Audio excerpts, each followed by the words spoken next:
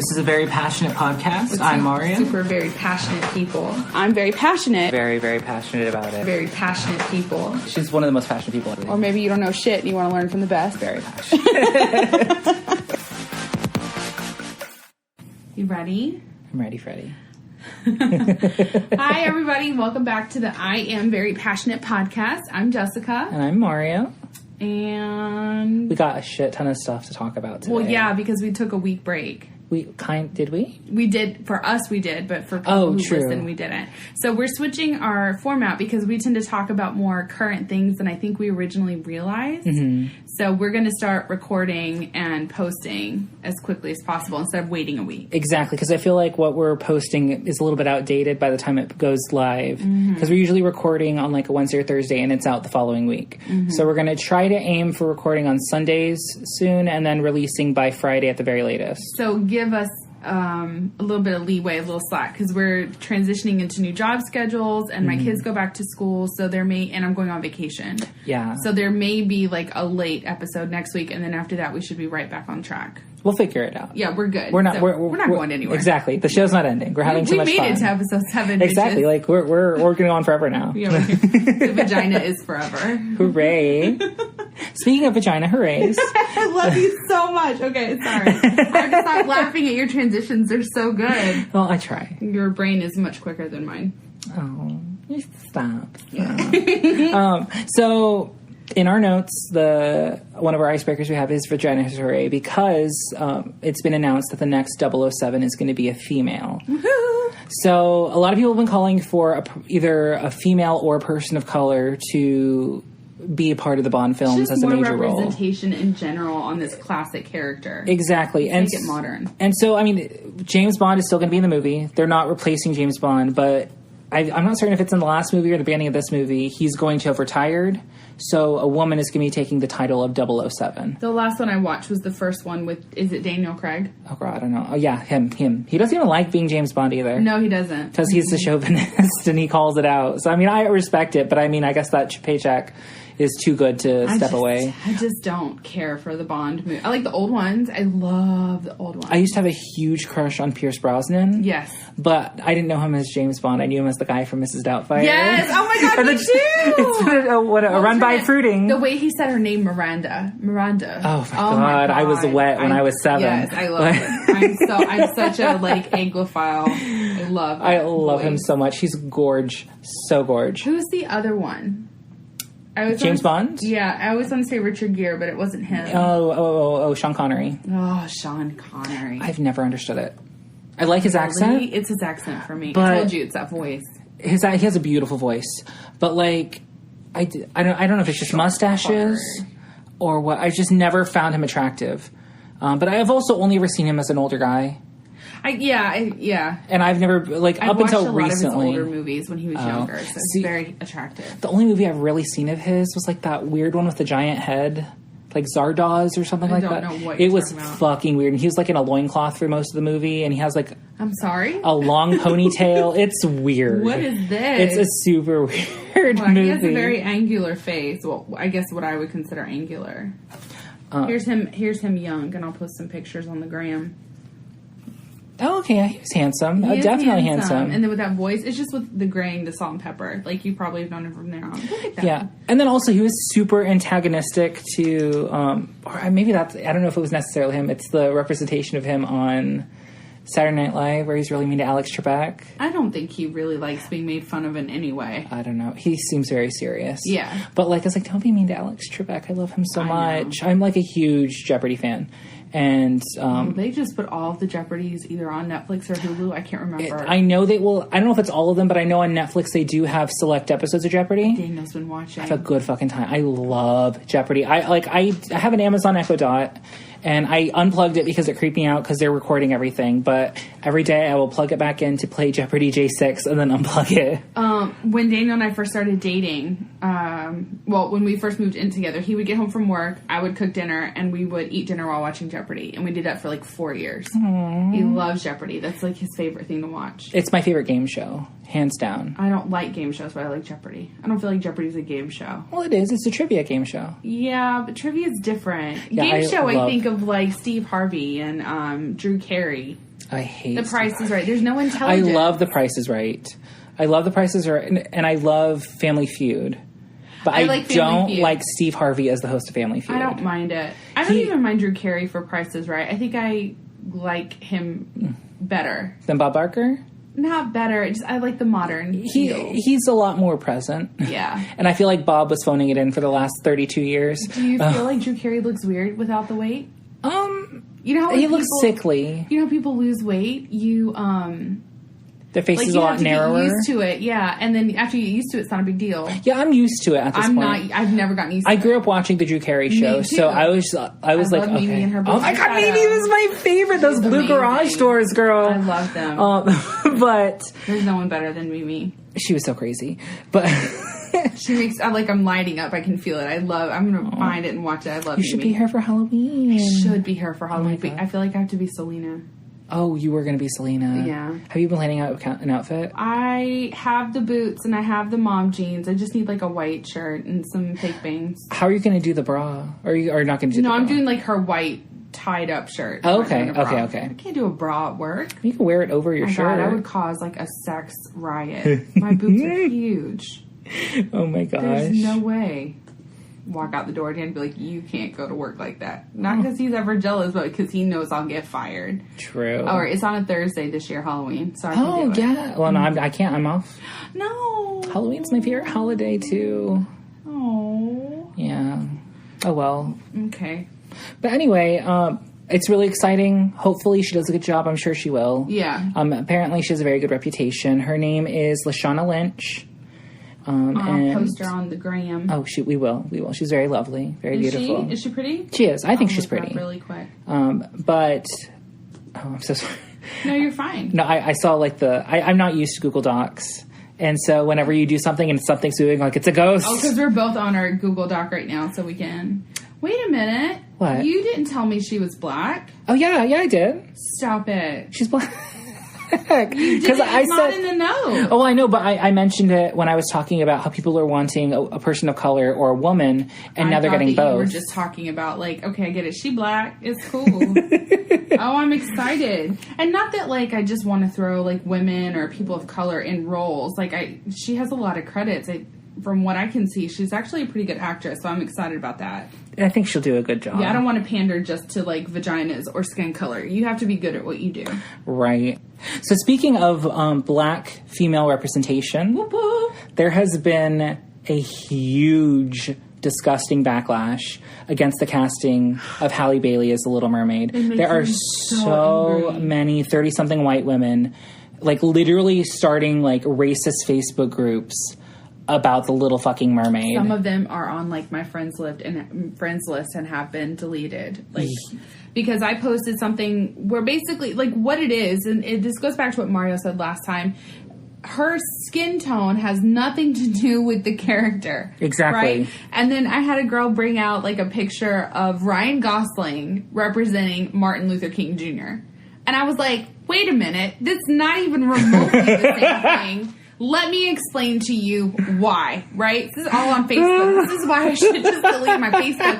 I was like, Martin Luther King Jr. being black is crucial to his real life story. Exactly. He's not a character. He's real. He's not a cartoon. And so then she threw out the whole Mulan thing about how Mulan's being played by an Asian girl. I'm like, that is critical to her character. Everything about being Chinese is what affected the story. Exactly. And the like how they treated women back then. Like it's understand how nobody gets it. It drives like I'm getting angry. I told Mario I had a very emotional day. But I'm getting really angry about it because first of all, Martin Luther King Jr. was real. Yeah. So in that case, you should not allow like someone else of that it should be played by a black person always. Yeah. Like even like do you remember when Zoe Saldana was playing a black woman? Because I mean, she's half black. She is. She's like black and Hispanic, right? Yeah, but people were like, "No, we need like a black person to play this." Well, but she is black. But the whole point of the character she was playing was about embracing her dark skin, and she's a light skinned actress, she's not and they darkened her skin for the role. Yeah. So like it was a big thing. So if your skin tone or your race is important to your story, then absolutely not. We're not going to change. You shouldn't change. Even with Mulan might have been a real person. They've never been able to prove or disprove it. Right. But being Chinese is important. It's about Chinese culture. Yeah. Like, you can't be like, oh, here's Owen Wilson as Shang. To, like, protect her dad because women weren't allowed to serve in the army under Chinese law. Exactly. Like, we can't change that. And that's also crucial to Chinese history. Mm-hmm. Like, war history. The Little Mermaid is not crucial to anything, but those of us who watched it in 1989 on VHS, that's the only time. I wasn't alive. But I did watch. I enjoyed it. I love The Little Mermaid. It's probably one of my favorites. I'm excited to see where they're going with it. I think this one's going to be good. I've heard. Announced Eric. Is it Harry Styles? Yes. Yes! I'm so down for Are that. you sure? Like, officially announced? I believe so, because I heard, like, last I checked, there were rumors. No. There were rumors he was into field hockey today. players. I'm sorry. Do you know that song? Yes. No, listen. Nobody never gets that reference. Oh my God, I love you so much. I thought you were being funny, but no, I am. I do know this. I've heard the song. Oh my God, I love that song. By heart. Let's see. Oh, it says he's in talks. I Okay. thought my alert said that it was. I love Harry Styles. I'm here for it. I'm super excited. I feel like he's got the perfect face. He has he's super and cute, the hair. and the hair. He can be super flippy. He's an incredible actor. Mm-hmm. Did you see him in that? You don't like war movies, do you? No, but I heard he did an amazing job. Oh my God, he did such an amazing job that I didn't realize it was him until like 2/3 of the way through the movie, and I went, Girl, no, I swear. You can recognize those nostrils from across the football field. But he looked so good in, like, I can't, listen, I'm not great with faces. I will probably... Okay, I'm super, like, that's the first thing I notice about anybody is the shape of your face. I know your name, I don't know your face. Your feature, oh, gotcha. I know your voice. I'm the other way. I know your face, I may not remember your name, and it's terrible, because there's this lady at work, she's so nice, she says hi to me all the fucking time. Calls me by name and everything. I cannot remember her name. I met her, like, 2 years ago. It's so embarrassing. So I have a friend, and we have a mutual friend that I don't know that well. I'm not like super close to her, but we went to our job celebration thing when they had it at the baseball field. And she kept staring at me, and I was like, why are you looking at me crazy? Like, I was getting irritated. And then it took me an hour later to realize that I knew who she was.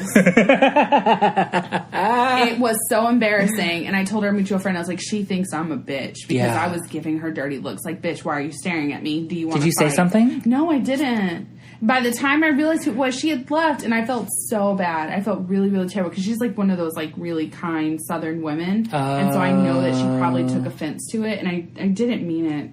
Do I know her?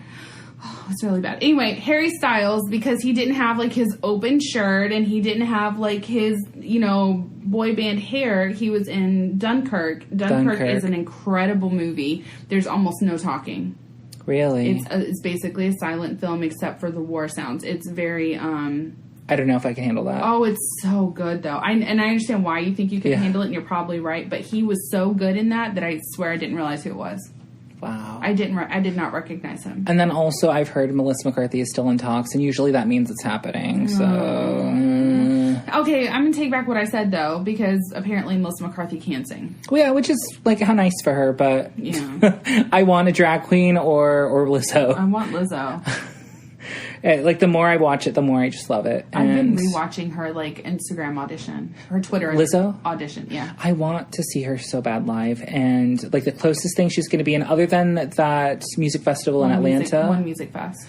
And tickets are hell expensive. But also, I'd only want to see her and Cardi B, so I'm not paying that kind of money just to see them. So much at one music fest I want to go. My inner trap girl comes out. Oh, work. So much I want to see. But there's, like, she's doing a concert tour, and she's going to be in Nashville, but, like, the only tickets left are, like, super expensive. And I was like, I just want to see Lizzo. I hope that she sells out in Nashville. That's amazing. She's almost sold out. There's, like, literally, like, maybe 15 sections left of this entire arena. I love her. I've been to Nashville like too many times. I'm so sorry. The point is like, we are down for the Black Ariel. We are down for Lashana Lynch because she's a good actress. And also, her voice is incredible. I've been listening to, what's her name? Halle Bailey? Halle and it's Chloe. Chloe X Halle? Chloe X Halle. I've been listening to their music, and their voices are really good. And I found a lot of a cappella things. So I know you can, like, refurbish things in the studio, but her voice is really amazing. I did hear a clip of her singing, and it was beautiful. I think it sounds spot on for what we need it to be. If you have any recommendations, please send them my way, because I would love to hear more and see what to anticipate. I'll send them to you.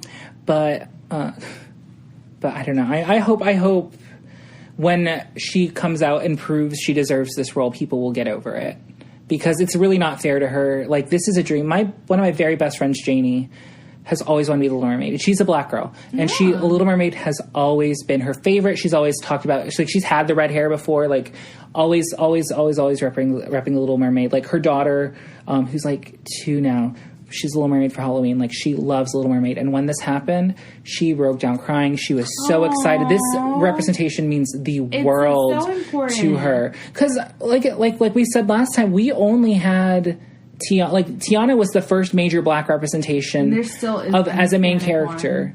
There hasn't been. Well, I mean, there's Coco, but that's really Pixar. That's Pixar, and then there's Elena of Avalor, but she's like Spanish, Spain, and it's a show, not a feature. Right. So I mean, they're getting better. Like, Disney is becoming more inclusive. There's going to be a TV show on the Disney streaming thing where they have, I think, gay dads.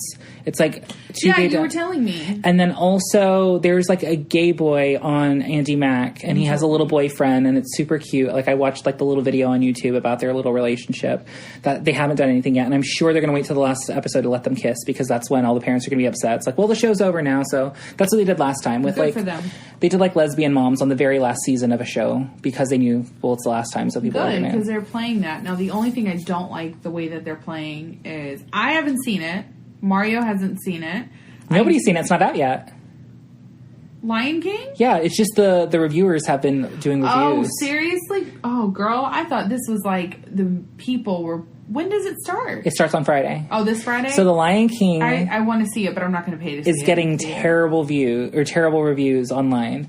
Like, everybody... Like, I watch a lot... Like, I watch... Which, to be fair, there have been movies that people have not liked before that I genuinely have liked, and vice versa. Exactly. The Shape of Water was one of them. That movie was excruciating. Speaking of The Shape of Water... Somebody just learned about furries and their ever-expansive communities. Listen, when I grew up completely sheltered in a home where, like, we didn't socialize. So I am extremely emotionally and pop culture stunted. Okay, I live in the clouds. I know what I know, and that's what I'm interested in. And unless I go down a YouTube hole or a Wikipedia hole, I don't know about a lot of things. So Mario made a joke at work about The Shape of Water. He was like, oh, the furries loved it. And I didn't get the reference, which is normal for me. I don't always get pop culture references. Right. And so I was like, oh, ha, ha, ha, because I don't want to sound like a loser that doesn't know about furries. She's like a Martian. I heard Furbies. And Mario was like, do you know what that is? And I was like, no, ha, ha, ha. And then Mario was like, you need to look that up. And then, but not at work. Because she immediately sat down. Okay, let me check. I was like, not at work, because you don't. I mean, not all furries is about like the whole kink aspect and the sex thing. I can't believe those people. I'm just in shock. No, and we're not here to kink shame. Not if at you all. don't hurt anybody, if you're happy and you're just living your life, by all means, right on, you do you. She just didn't know it, so she didn't know what to expect. That there was a furry community, and her mind was blown. I couldn't breathe. I love reading. I have a very sociological mind, right? So I love reading about groups and hive minds and, how we lump people together. And so to find out there's this whole group of people that own costumes and they go out in public, and then you had your story, and I was like, this is real? Yeah. And I just kept picturing me and Kim putting on costumes to go for shopping at Sephora. But then also in this climate, we live in the deep south, so it is super hot and at least 50% humidity or more at all times. And so imagine that in a fursuit, plus your clothes and undergarments and shoes and everything. Crazy. And jackets or anything else you're wearing. It is insane. I would die. I would absolutely die. I just find it, I'm so impressed that there's a group of people that are living their lives exactly. like that. That's what they want to be. And absolutely. They want to have these costumes, and they have conventions, and they date other furries, and they have different animals. And they have different, it's just amazing to me that there's a group of people that are just in it to win. I feel like I picture, not to sound pedantic or anything, but when you told me about what it was, I thought about the Catwoman in Hunger Games. Yes. That's what I thought about, and I was like, wow. And then I started reading about it, and there have been like Harvard studies on these groups, and there's so much knowledge out. I am genuinely fascinated by this group of people, much like the time I discovered gypsies were still like real and active. Like for a long time I thought they were legends. Romanis. And then I found out that they were like, somebody's dying, excuse me. Gypsies.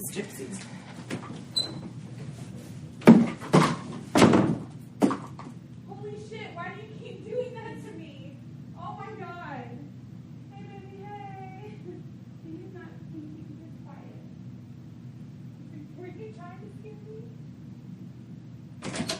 Daniel's There's a home? man on my sofa.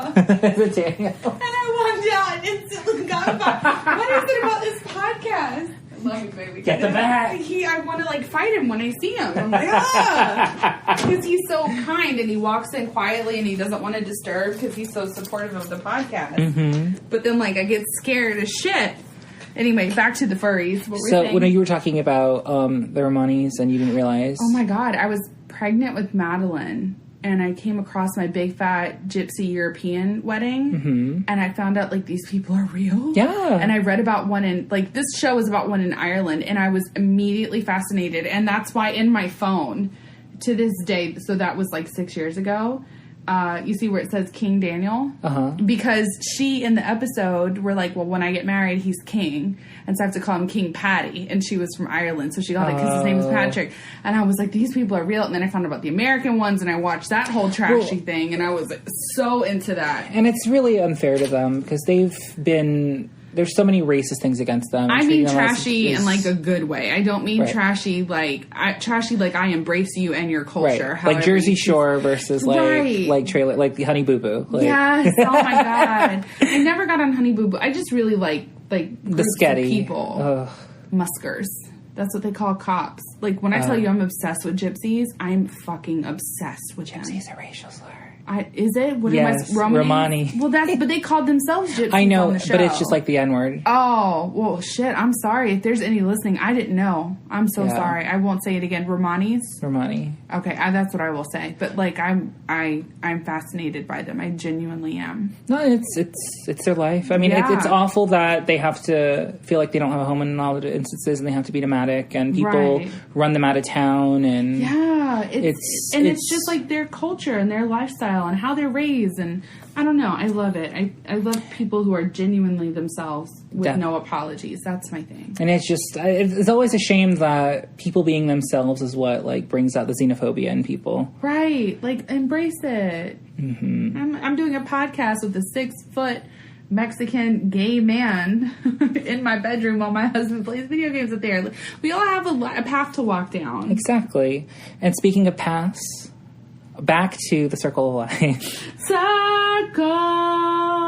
So the movie isn't out yet, but reviews have been coming in, and like it's overwhelmingly getting bad reviews. Like I'm looking at Mario's notes. They cut out Be Prepared? They cut out half of Be Prepared. Why? I don't know. And then they added one. That's my favorite one too. Yes. And then Be Prepared. They added a song called Soul by Beyonce, which apparently is very good. I haven't heard it. They've released a video of it. Voice, so. She has a beautiful voice. But what they're saying is the lions in particular, the other animals are very good, but the lions, how they animated them, they don't have facial expressions. I wonder if that was intentional. I think it was. It had to have been. And because of that, they're saying that their performances seem very flat. And it could be a mental thing where, like, oh, well, their face isn't doing it, so I'm not getting the full emotion. Or it could also be that they told them to scale it back a little bit because they're not going to be having these cartoony faces. Well, lions are also, like, majestic. And when you think of royalty and majesty, you think of very, like, stone. Well, exactly. But this is a movie. Yeah. This isn't real life.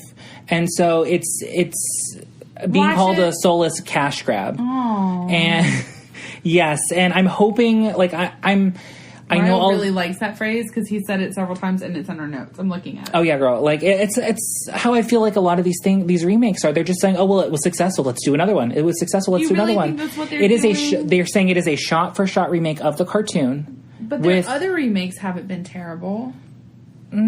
But I feel like... But this is literally a shot for shot, though. Like, seriously, here's the scene. Well, not if Here they it cut is. out Solid. Well, I mean, they added a few things and moved things around. Apparently, also, like, Timon, Pumbaa, and Zazu and the hyenas are, like, the best part of the movie because... They were in the cartoon. They were...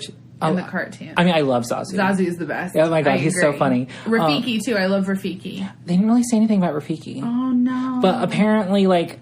All the lines, they were so close, and a lot of the lines are the same lines. Mm-hmm. So, like, from what I've heard, especially, like, Scar in particular, he's delivering the exact same lines, but it sounds wrong because of how it's being delivered by the new actor. So they probably should have, if they were going to remake it, they should have done it more, like, emotional and put, like, a modern twist like Aladdin. Aladdin got good reviews. Yeah, well, it got mixed reviews, but the audience loved it. Yeah. So maybe the audience will love this. I don't know. We'll see. We will definitely see, but I just really hope this makes Disney reconsider. You think about, like, what's his name? Simba. And his face, like, falling when he realized his dad wasn't waking up. Or when, like, the wildebeest were coming That scene's down. not in that. Shut up. Like, there's no... I'm grateful. Because I would cry. In terms of, like, him realizing what's happening and then the wide shot of the stampede happening, that's not in the movie, apparently. Aww. Yeah, so, I mean, it's very unfortunate. I hope, like, at least people get to enjoy it. Because Beyonce did a whole album with this kind of music, so... I will say, the pandering, Daniel and I have been watching Hulu, so I say this because of where, like, my, I don't get a lot of commercials and advertisements unless it's on YouTube or Hulu. Did you see her? What? What you just added to the notes? I did.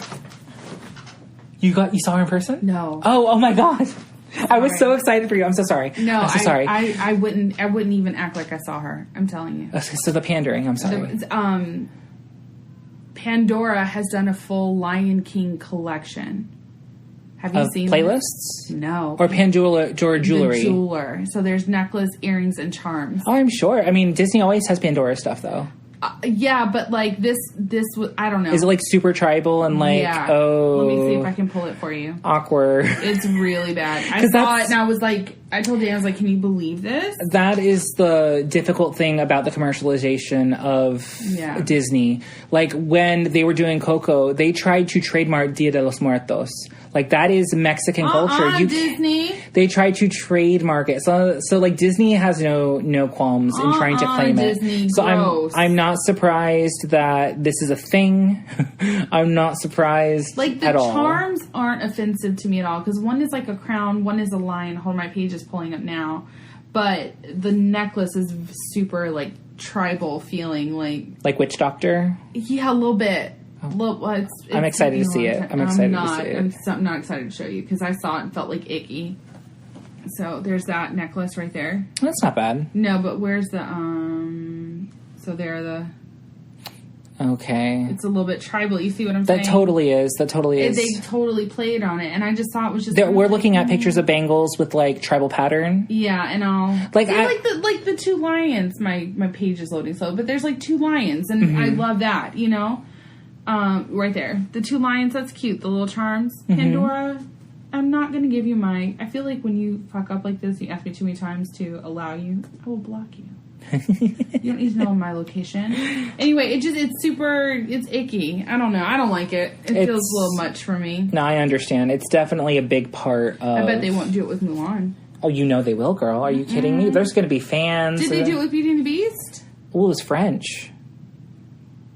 Like, what are they going to do? They did, like, they had Pandora, they had, like, roses and stuff, but I mean, there's nothing, with cultural appropriation, typically it's only an issue if it is a culture that was influenced by colonization or damaged by colonization. So the French were colonizers, so anything from theirs cannot be culturally appropriated. But for the Lion King it is. Because it is African tribalism and what have you, then yes, it can be. Just same with the Chinese... I don't know. I still think they could be because they don't have as much representation in our culture that it would be an issue, and they did have issues with the white people. But they also haven't been colonized. They haven't. Well, I mean, Hong Kong. But that's more... an offshoot. Yeah, I wouldn't say that's... But, like, same with, like, when they did Pocahontas, there were so many Native American things, or with... I just don't... If a woman of color wear it, I think it'd be fantastic. Sure. Yes. But they're advertising it on a white lady. Yes. And it just looks weird. I mean, it's beautiful. It is pretty. And also, I think it's also would be different if an African person designed and made this. We don't know who designed and made it. That's true. So if an African person designed and made this for everybody, because I know, like, with Native Americans, they make beautiful. Oh, no. With Native Americans, they make beautiful turquoise jewelry, and white ladies eat that shit up. But it's made by Native American people to be sold to anybody. So it's them sharing their culture, you know? Whereas if this is Disney, let's just design something Africa-esque and sell it. Like, it's a very fine line that you have to walk and have to decide, are you going to let this completely dissuade you from supporting this or not? And this is going to be sold to a lot of white women. Oh, totally. You know. I know The Lion King does resonate with the black community in general, so I know they're going to be very happy about their representation and they should be. Absolutely. So, I mean, if a random white lady buys this thing, I mean, so be it, because it's giving them recognition, because there's a lot of different African languages used in the music and different African instruments. Right. So it's very important. It's just, you can't, like, it's just like saying, it's like getting mad that you throw a house party and somebody you don't like shows up. It's a house party. It's open to everybody, you know? Right. I get it. So, I mean, they're here. We just have to tolerate. Well, let's talk about a Facebook party. Tell me about this. Oh, my gosh. So have you heard? Apparently there's a Facebook group with like 400,000 people RSVPing to the event of raiding... Storming Area 51. And, like, the caption is, well, they can't kill us all because they want to find the aliens. Does this have anything to do with that documentary that was released? You know, I don't know. I just saw the Facebook group and all the memes. There's so many good memes about this, and I've been living for them. Like, Christopher and I, our friend from work, he and I have been just texting each other memes on memes about the stupidity. Mario texts and memes. Oh, did I? You do text and meme, is what I'm saying. Oh, always, like, all the time. But I hope, like, I'm sure nobody's going to show up. I'm sure maybe, okay, oh, no, maybe, like, I think some maybe like 5 people will show up because everybody knows it's a joke. I hope. No, they don't, Mario. I'm telling you, people, like... No, Mario. I understand there's stupid people, but I'm telling you, there's going to be maybe 20 people tops. It's like They're going to be prepared. There's going to be police with guns, or there's going to be military personnel with guns along the border. It's going to be fine. It's going to be embarrassing. It's like the Flat Earth websites. A lot of those were started out as jokes by people who know it's not real, but there are people actually subscribing to it and get mad. I love when people clown, like, flat earthers. There's this one about... Daniel almost got into a fist fight about it. Oh. Here at our house, I had to intervene. Because the person was a flat earther? Or Christina's a flat earther. So oh, my God. Daniel's not. Okay, I was going to say. That's in my vows. You cannot make stupid decisions. Daniel has a biology degree and an environmental science degree. He's very much a science person. You can't argue with him about science. Like, just don't come for him. Everything he does, says, decides is based on science. Even his emotions. It's all science, okay? Some person tried to convince him that flat Earth, like, was real and numerology was real, and they got really close to getting into each other's faces about it. And I was like, "Hey, party's over. Thanks for coming by." I used to be really into numerology, just for, like, the fun of it. I never give it too much power or anything. This guy, like, it ruined his life. Oh, yeah. That's unfortunate. So let's go storm Area 51. Totally. You know, I just hope... I don't want to go. I hope... Well, of course not. I would never go. I don't want to... I mean, I'd go just to, like, see my family, because my family's from New Mexico. Yeah. So I could just, like, hitch a ride and then just go... I don't know that my brain could handle finding out that we have life forms in a complex life form like us. Oh, I would love to know this. My brain... I would fall into, like, a depressive state. I would be fascinated. Yes, fascination, true, but I would also feel like... Like, I feel like I would want to be like... Have you seen Arrival? I'd want to be Amy Adams in Arrival. I don't like a lot of... Sci-fi? Yeah. Well, I don't like a lot of space movies because I will watch Sharknado any day. Or I love terrible science fiction movies. They're like B-movie shit. Oh my God. My dad loves that. Everything too. on Sci-Fi. I watch fucking everything on Sci-Fi. If you were to give Arrival a chance, I think you would love it because it's not space. It does not. It's very serious. It does not take place in space. Okay. It takes place on Earth. A bunch of aliens have arrived on Earth trying to communicate with us, and it is about a woman and her womanhood saving the world by trying to communicate with these aliens. Because, like the world powers are about to attack the aliens. And she's like, no, you cannot attack the aliens, because she has to figure out how to communicate with them, and she understands it. And so, like, the whole twist of it's just really beautiful. Like, it's a beautiful thing, and it's about motherhood. It's more than Arrival. I think it's on Netflix or Hulu. I highly, highly recommend it. It's one of my favorite sci-fi movies. Compare it to District 9. I haven't seen District 9. Don't. Listen, it's a good movie. I've heard it's fantastic. No, it is, and Daniel loves it. I think it's one of the movies that he will rewatch. But is it, like, too much to watch more than once? For me, it is. Is it like Precious? Never seen Precious. I won't.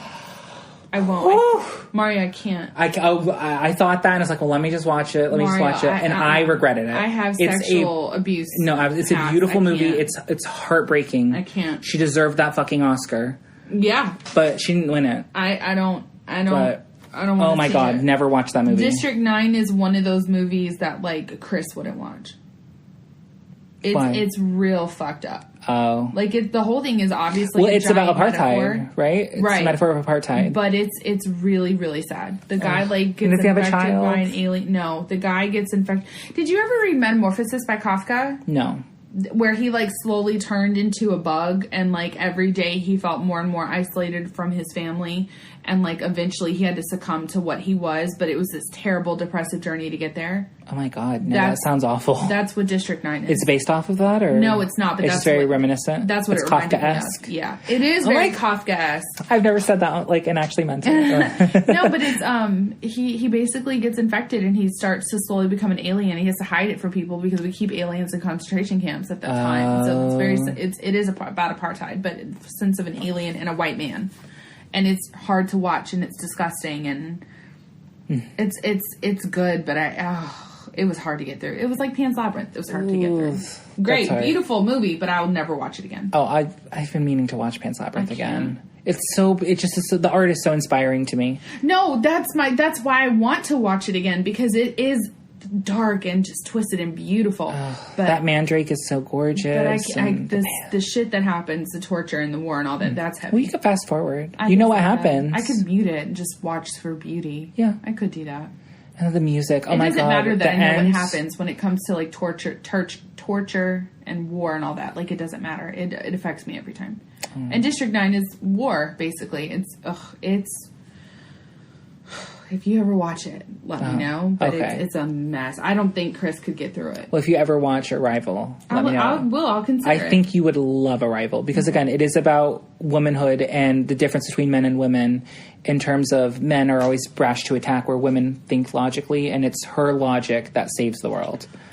It's incredible, and part of it's about her relationship with her daughter, and I love stuff like that. Oh, girl, I'm so into my relationship with my daughter. It's so good. Like, I want to tell you everything, but I can't spoil it because it's really a big twist. Well, don't spoil. That's just one thing I don't want you to spoil. Okay, but speaking of, like, misogyny, let's talk about. I told Mario I had a really emotional day. This is the first emotional thing. Is Trump, what's going on right now, and a couple phrases that have been said, but we are going to talk about Trump in depth, so we're going to save that. The second thing that happened is I woke up to reading about the riots in Puerto Rico and what's going on with the government there.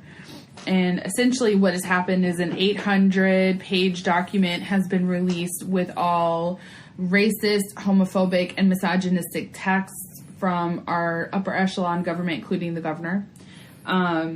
He basically called the mayor, who, for me, this was offensive because when Maria hit, Puerto Ricans around the world felt that. Because that's our home. Our heart is tied to that. And she did a lot of work speaking up for the island and going to D.C. and arguing with Trump. And she did everything that she could, and she was squashed down partly because it's Puerto Rico, partly because she's a female. But she did a lot of good work. She's an incredible mayor. She's the mayor of San Juan, and I don't remember her name. I'll look it up, and I'm going to post about her because she's beautiful.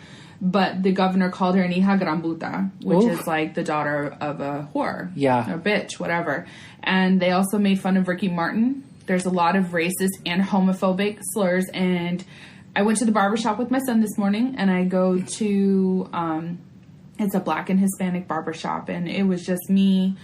Daniel's barber is Puerto Rican, and the other barber that was there is Black. And so that's when I read that article, and then I left to go get Danny's haircut. And then when I got there, they were talking about Trump. Oh, gosh. An impeachment. And then me and the black barber were talking about how, like, everyone's up in arms about impeachment, but people don't know that impeachment is a process. And just because you get impeached doesn't mean you're out of office. And it's not the same thing. And we were talking about that in depth. And then I turned to Ricky because I realized I hadn't been talking to him. And I said, man, have you been reading about what's going on in Puerto Rico? And he was like, yeah, I think it's exaggerated. And I looked at him and I said, Ricky, they released all the text. And he was like, no. And I said, Ricky, it's 800 pages. Of WhatsApp messages, yeah. Of WhatsApp messages. They released them all. So if you're texting on WhatsApp thinking they can't subpoena your shit or find it, they can. I mean, it is encrypted, but if somebody leaks it, it's leaked. Oh, it's out there. Like, they published it, and I found it. And I wanted to scroll through and read it for myself. I don't think you should do that for your mental health. Like, I got to about page 5 and I was done. Okay, yeah, don't. But I wanted to know that it was real before I started forming opinions. And basically, most of the government, who were on this group chat, eventually stepped down. However, the governor is refusing to step down, and they are rioting the streets of San Juan. And then the black barber, I can't remember his name. I hate to keep calling him that, but we'll call him George. We were talking about that, and I was like, why do people do that? And I was like, I know that there's so much anger, and it gets displaced in the wrong way. And I was like, but they need to be doing it to the government buildings, not in their own backyard. And he was like, yeah, same thing with us. And he was talking about his community and how something goes wrong, they immediately start burning buildings. And he was like, that anger has to go somewhere. And in the moment, we're not thinking about, we're destroying our own backyards. Yeah. And I was like, you guys, I just can't do it. Like, it breaks my heart to see San Juan up in flames. It breaks my heart to find out that cruise ships they're not porting there, partly for safety. And that's going to hurt their economy. Yeah, and it's already hurting. It's so devastating. And Puerto Rico is already having such a devastated economy as it is with everything with Maria, and just in general, they have a really bad debt issue, and the American government's not willing to help. And it's extremely heartbreaking. Yeah, it hurts me, and I haven't been to Puerto Rico since I was 12 years old. But that's home. And even though I say New York feels more like home than Puerto Rico, my entire culture is on that island. Anything about Tainos, it's there. And they've been giving the shit end of the stick. And now they're rioting. And they're still being treated like secondhand citizens. And the government fucked up and they're still refusing to sit down. So it's really, really heartbreaking. It's been an emotional morning for me. Also because... Not to switch topics, but I can't keep thinking about this. That's fine. Casey Holmes had her baby. Oh, yay! For those of you who don't know, she is my favorite YouTuber. She gave me confidence to wear makeup and be kind of the person that I am. And I absolutely adore her. If I ever met her, I wouldn't even talk to her. If I see her on the streets, I won't talk to her. I'm so overwhelmed by her. But I have been following her since before she met her husband. And so I've seen all these videos, right, last 3 years. And so they posted their birth video. And she did it differently because she showed up to the actual pushing, active labor, and then she cut out. And then she came back and she said, before I show you my son, let's take a trip down memory lane. And it starts with she was doing a Q&A and they were like, do you want kids? And she's like, I'm not dating anyone. I can't find anyone. She looks at God because she's a Christian. And she's like, it'd be nice if someone would just put him in my way. And she met her husband the next day. Aww. And so it's just them throughout the years. And I've by the time it got to her, showing her son on her chest and she was crying, I was bawling in my kitchen. And I know a lot of it has to do with Trump. And I know a lot of it has to do with Puerto Rico. And a lot of it has to do with the fact that I'm going on vacation more and I'm stressed out. But it's seriously the most beautiful video I've ever seen, and it was just absolutely gorgeous. Aww. Well, congratulations, Casey Holmes. What's her baby's name? Mason Buckner Marler. That's so white. It is. Congratulations, honey. She explained that Buckner is a family name, and they have ties to our U.S. military. Oh, okay. And so, there's a hall in West Point named after her. Husband's in the military, and he's very military-minded. He's a really sweet guy, actually, from what you can tell. But he's all about America, and he wanted the baby born on July 4th, and it wasn't. It was just really funny. Bless. I don't know. Congratulations, Casey. You probably don't listen. You like true crime podcasts, but I don't know. We talk about true crime sometimes. We should put her in the hashtags. Maybe she'll find us. Oh, God, don't. I'm so embarrassed. I don't even want her to hear me. I'm, like, seriously, it's stalker level obsessed with her. I'll cut that part out. It's a healthy, though. Like, I'm not going to go and... I don't even want to talk to her, like, ever. Why? I don't think you realize my obsession with makeup comes from her. No, I understand. I totally understand. She influences the way I do everything. Mm-hmm. And I just... I don't know. It's like meeting a celebrity. Well, exactly. And, like... But she's a nice person. She is. So, like, with Madonna is not a nice person. So I'd be really afraid to meet Madonna. I would be very shy and overwhelmed and be awkward. And I wouldn't want her to see me like that, if that sounds weird. I'm shy and awkward anyway. Like, you have to really get to know me first. I guess I'm lucky because I never saw you as shy. Well, you're a gay man, so... Oh, okay. I mean, I guess that's true. I'm not very, like... Because a lot of times women feel very safe and are able to be themselves without feeling judged. No. I've always had gays. Uh-huh. Like, one of my best friends is a lesbian. Like, they're always... Like, I connect with you guys more. Mm-hmm. Because you guys don't mind my obnoxious, loud personality. I do. I'm joking. No, but, like, there are people I've met here that just instantly are like, oh, that bitch. No, and they don't want to deal with me. So I tend to get shy because I know I'm going to be judged. Oh, okay. Gotcha. That's what it is. Well, see, and I don't understand that. I very much try not to judge people before I get to know them. But that's you, honey. That's you and me. That's and I just have a hard time understanding it. Like, you don't know this person. Give them a chance. I think it's envy. It could be because you seem so assured of yourself and so confident. Not. I know, but I'm just loud. But I'm just loud. It's how people perceive you, and perception is reality. And a lot of the times, I'm really not that confident. No. But you know what I am confident in? Stranger Things. Very much so, because I think it's going to go on for a few more seasons at least. I think. Well, the Duffers have said that. Oh, we're getting too far into it. How is that too far? We're going to take a break and jump into Stranger Things when we come back. All right. Be back in, like, literally 1 second. Yeah, just pause that shit and start it back up. Clip. I want to talk about Stranger Things. Welcome to the show, Alexi. I love Alexi. He was one of my favorites. He just had such an innocence to him. So, real quick, let's do this. If you haven't watched Stranger Things, spoiler alert. If you don't know what Stranger Things is, you are living under more of a rock than I am. My mom's even watched it, girl. Like, watch it. It's so good. It's created by the Duffer Brothers, which is important because we're going to talk about them a little bit. Mm-hmm. And it's basically this wonderfully nostalgic 80s style show that pays homage to literally every single bit of horror 80s thing there is. 80s. Like, it's Goonies meets... It's a dark, fucked up version of the Goonies. It's like Goonies and Neverending Story and all of these wonderful 80s things. But essentially what it is they liken Dungeons and Dragons to an alternate world that's happening in a small town. Mm-hmm. It's called...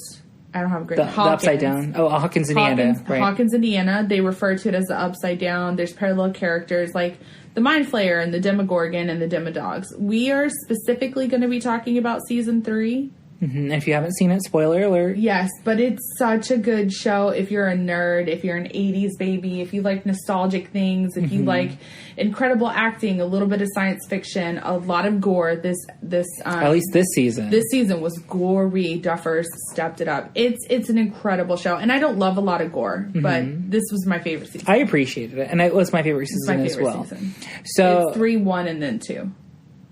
Yep, that's mine too. That's mine. Because I really like 2, though. That's the thing. Like, I think all 3 seasons have been good seasons. But 2 had some bumps. Yeah, it had some bumps. I think the problem is I don't like Elle being separated from the group.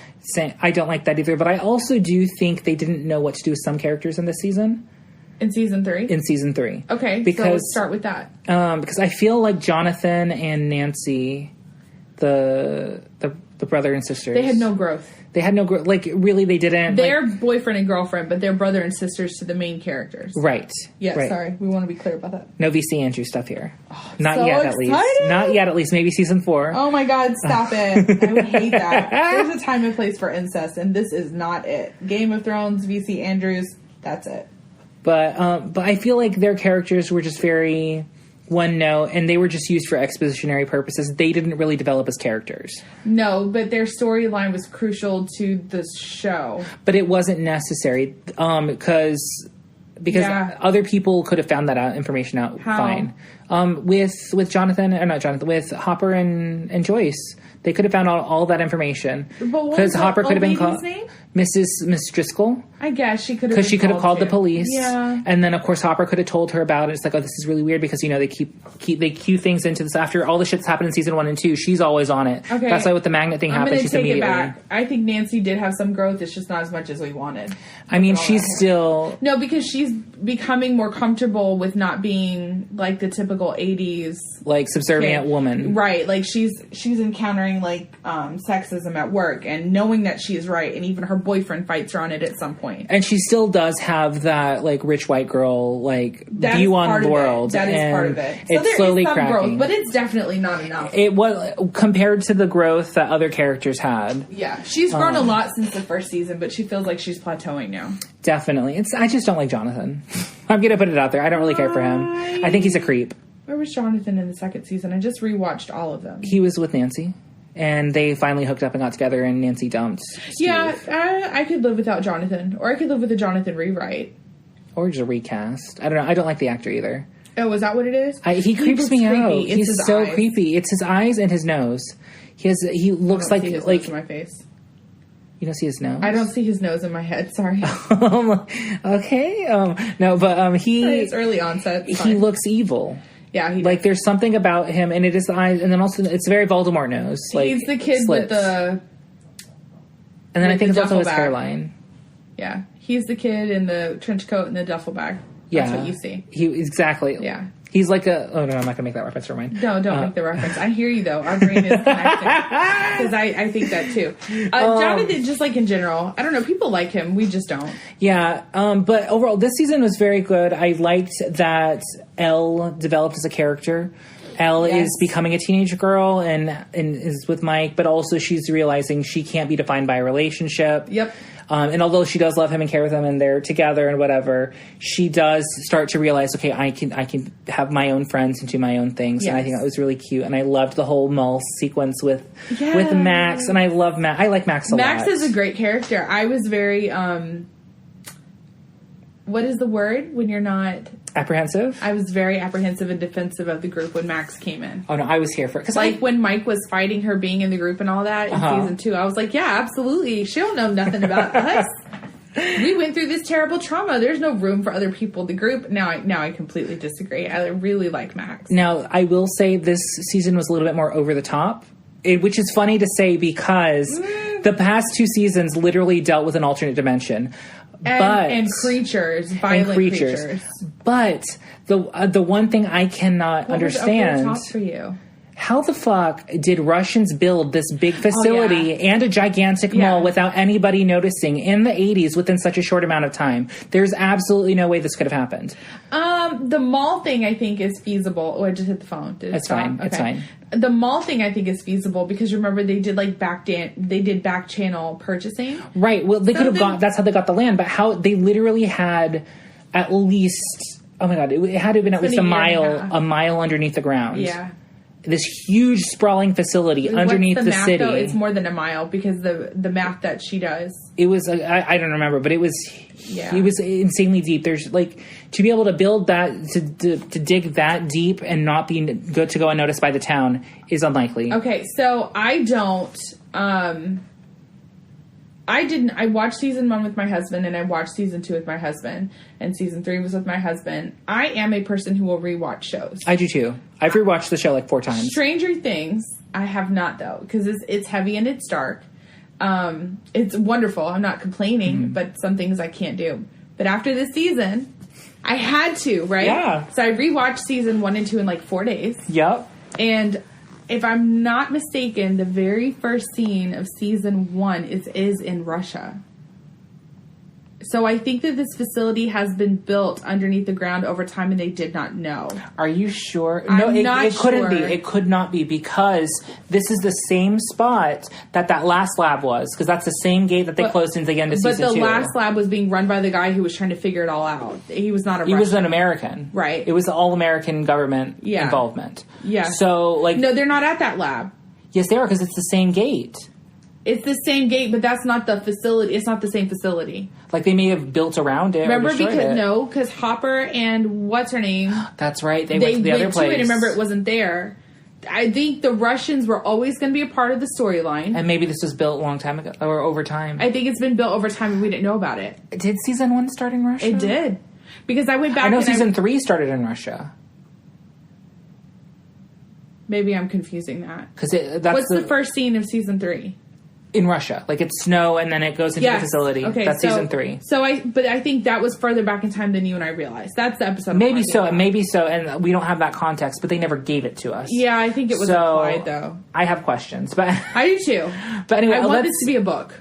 Let's give it like a little. I think we should give like a little bit of summary of what happens, and then our reactions to it. Go for it. So this season started off with Max's older brother Billy, trying to hook up with Nancy and Mike's mom at the hotel. I don't remember her name, but she was one of my favorite characters in Mad Men. Oh, I don't know the character. I didn't watch Mad Men. You should. You would like it. Everybody tells me that. I think you're focusing on the advertising too much. Exactly. I think I am too. But Karen Wheeler was going to have an affair, but then she changed her mind about it. But on his way to the hotel, I wanted it to happen. No, because I feel like she would have been... I'm fucking this up. I'm done talking. Mario. Okay. So on the way to the hotel, he gets attacked by the mind flayer and is its first victim and gets his body taken over by this thing. And so he's working to... it's essentially Invasion of the Body Snatchers. He's luring people into the location of the Mind Flayer and having them take over and get duplicated, essentially, and become part of the Mind Flayer. And so he's working to do that, all while Elle and Mike, our relationship But also the Mind Flayer is doing this to build up more strength, because season 2 is all about the Mind Flayer, but Elle successful in closing the gate. So they have to find a workaround to Elle. And so that's what the whole... getting people in the town to eat the compounds and nitrates and all that, so that they basically can meld into one giant monster. Yeah, but we'll get to that. The Mind Flayer's great. He's super creepy, but fucking cool. Love him though. It reminded me a lot of Resident Evil.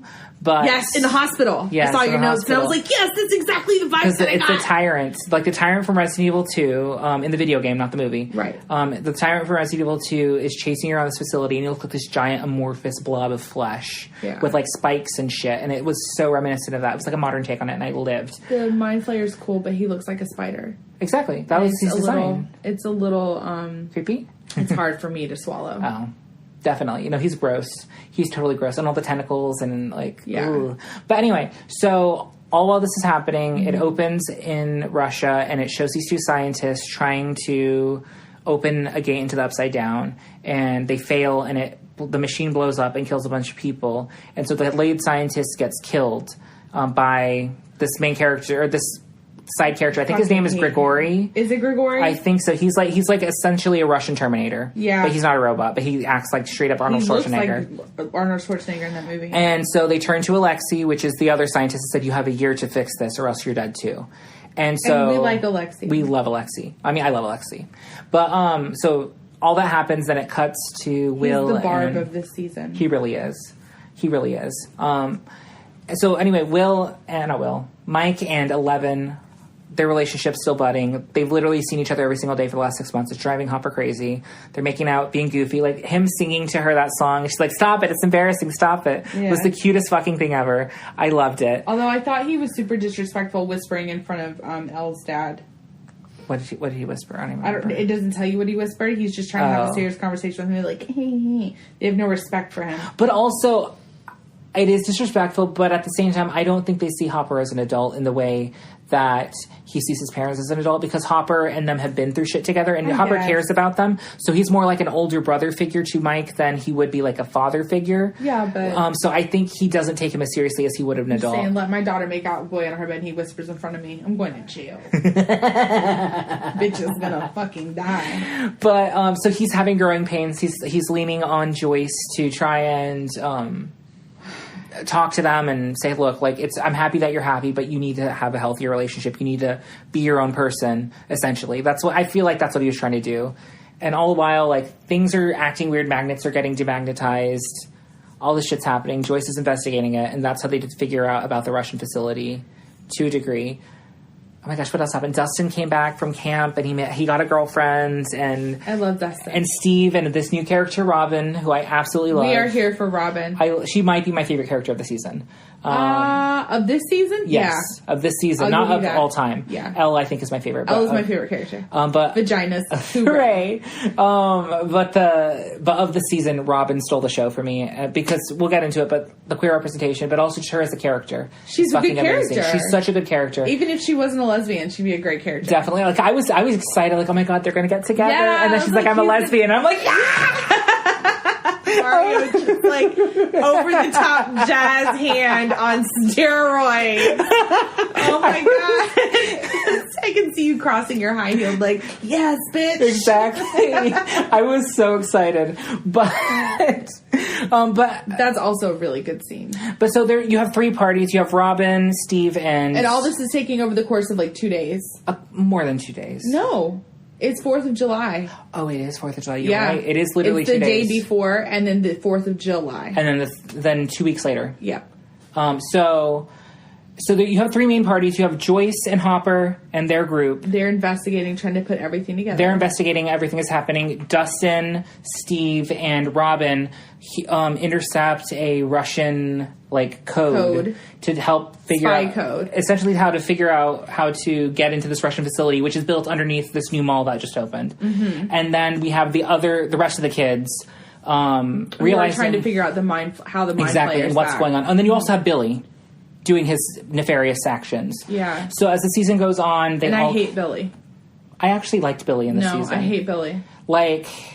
They made him more, because in season 2, Billy was an abusive dick. He was a one-dimensional character. An abusive dick.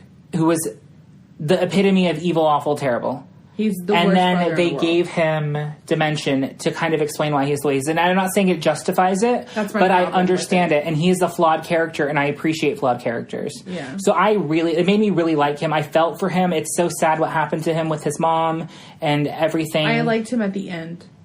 Exactly, that's what I mean. Like, at the end, it made me like him as a character, and I feel bad that he died. And I actually cried when he died, and Max was sobbing over his body. I don't. Because I think Max knew that aspect of him. And so, although he's a dick to her, she sees through it. Yeah. I'm so sorry. No, it's just we're Max is his sister. Well, we're doing this discussion assuming you've seen the show. Yeah. So if you haven't, we can't stop and explain everything. Yeah. Maybe we can put a timestamp of when. No, you can skip this. We're gonna go all in. Let's do it our way. I'm gonna do it my way. Oh my god, I love you. Anyway. Although, never mind. As the story progresses, you get to see different homages and everything, but you just see the characters develop, they're growing up, and they did a great job with character development this season. Sitting here thinking about it, they really did. One of my favorite aspects of it was Will, and how Will is reacting to his friends growing up around him. Yeah, and there is something I put in our notes. There's this conversation of, is Will gay, or is Will just emotionally stunted based off what happened to him? I personally think Will is gay, because there's been a lot of allusions to it throughout the seasons. Mm-hmm.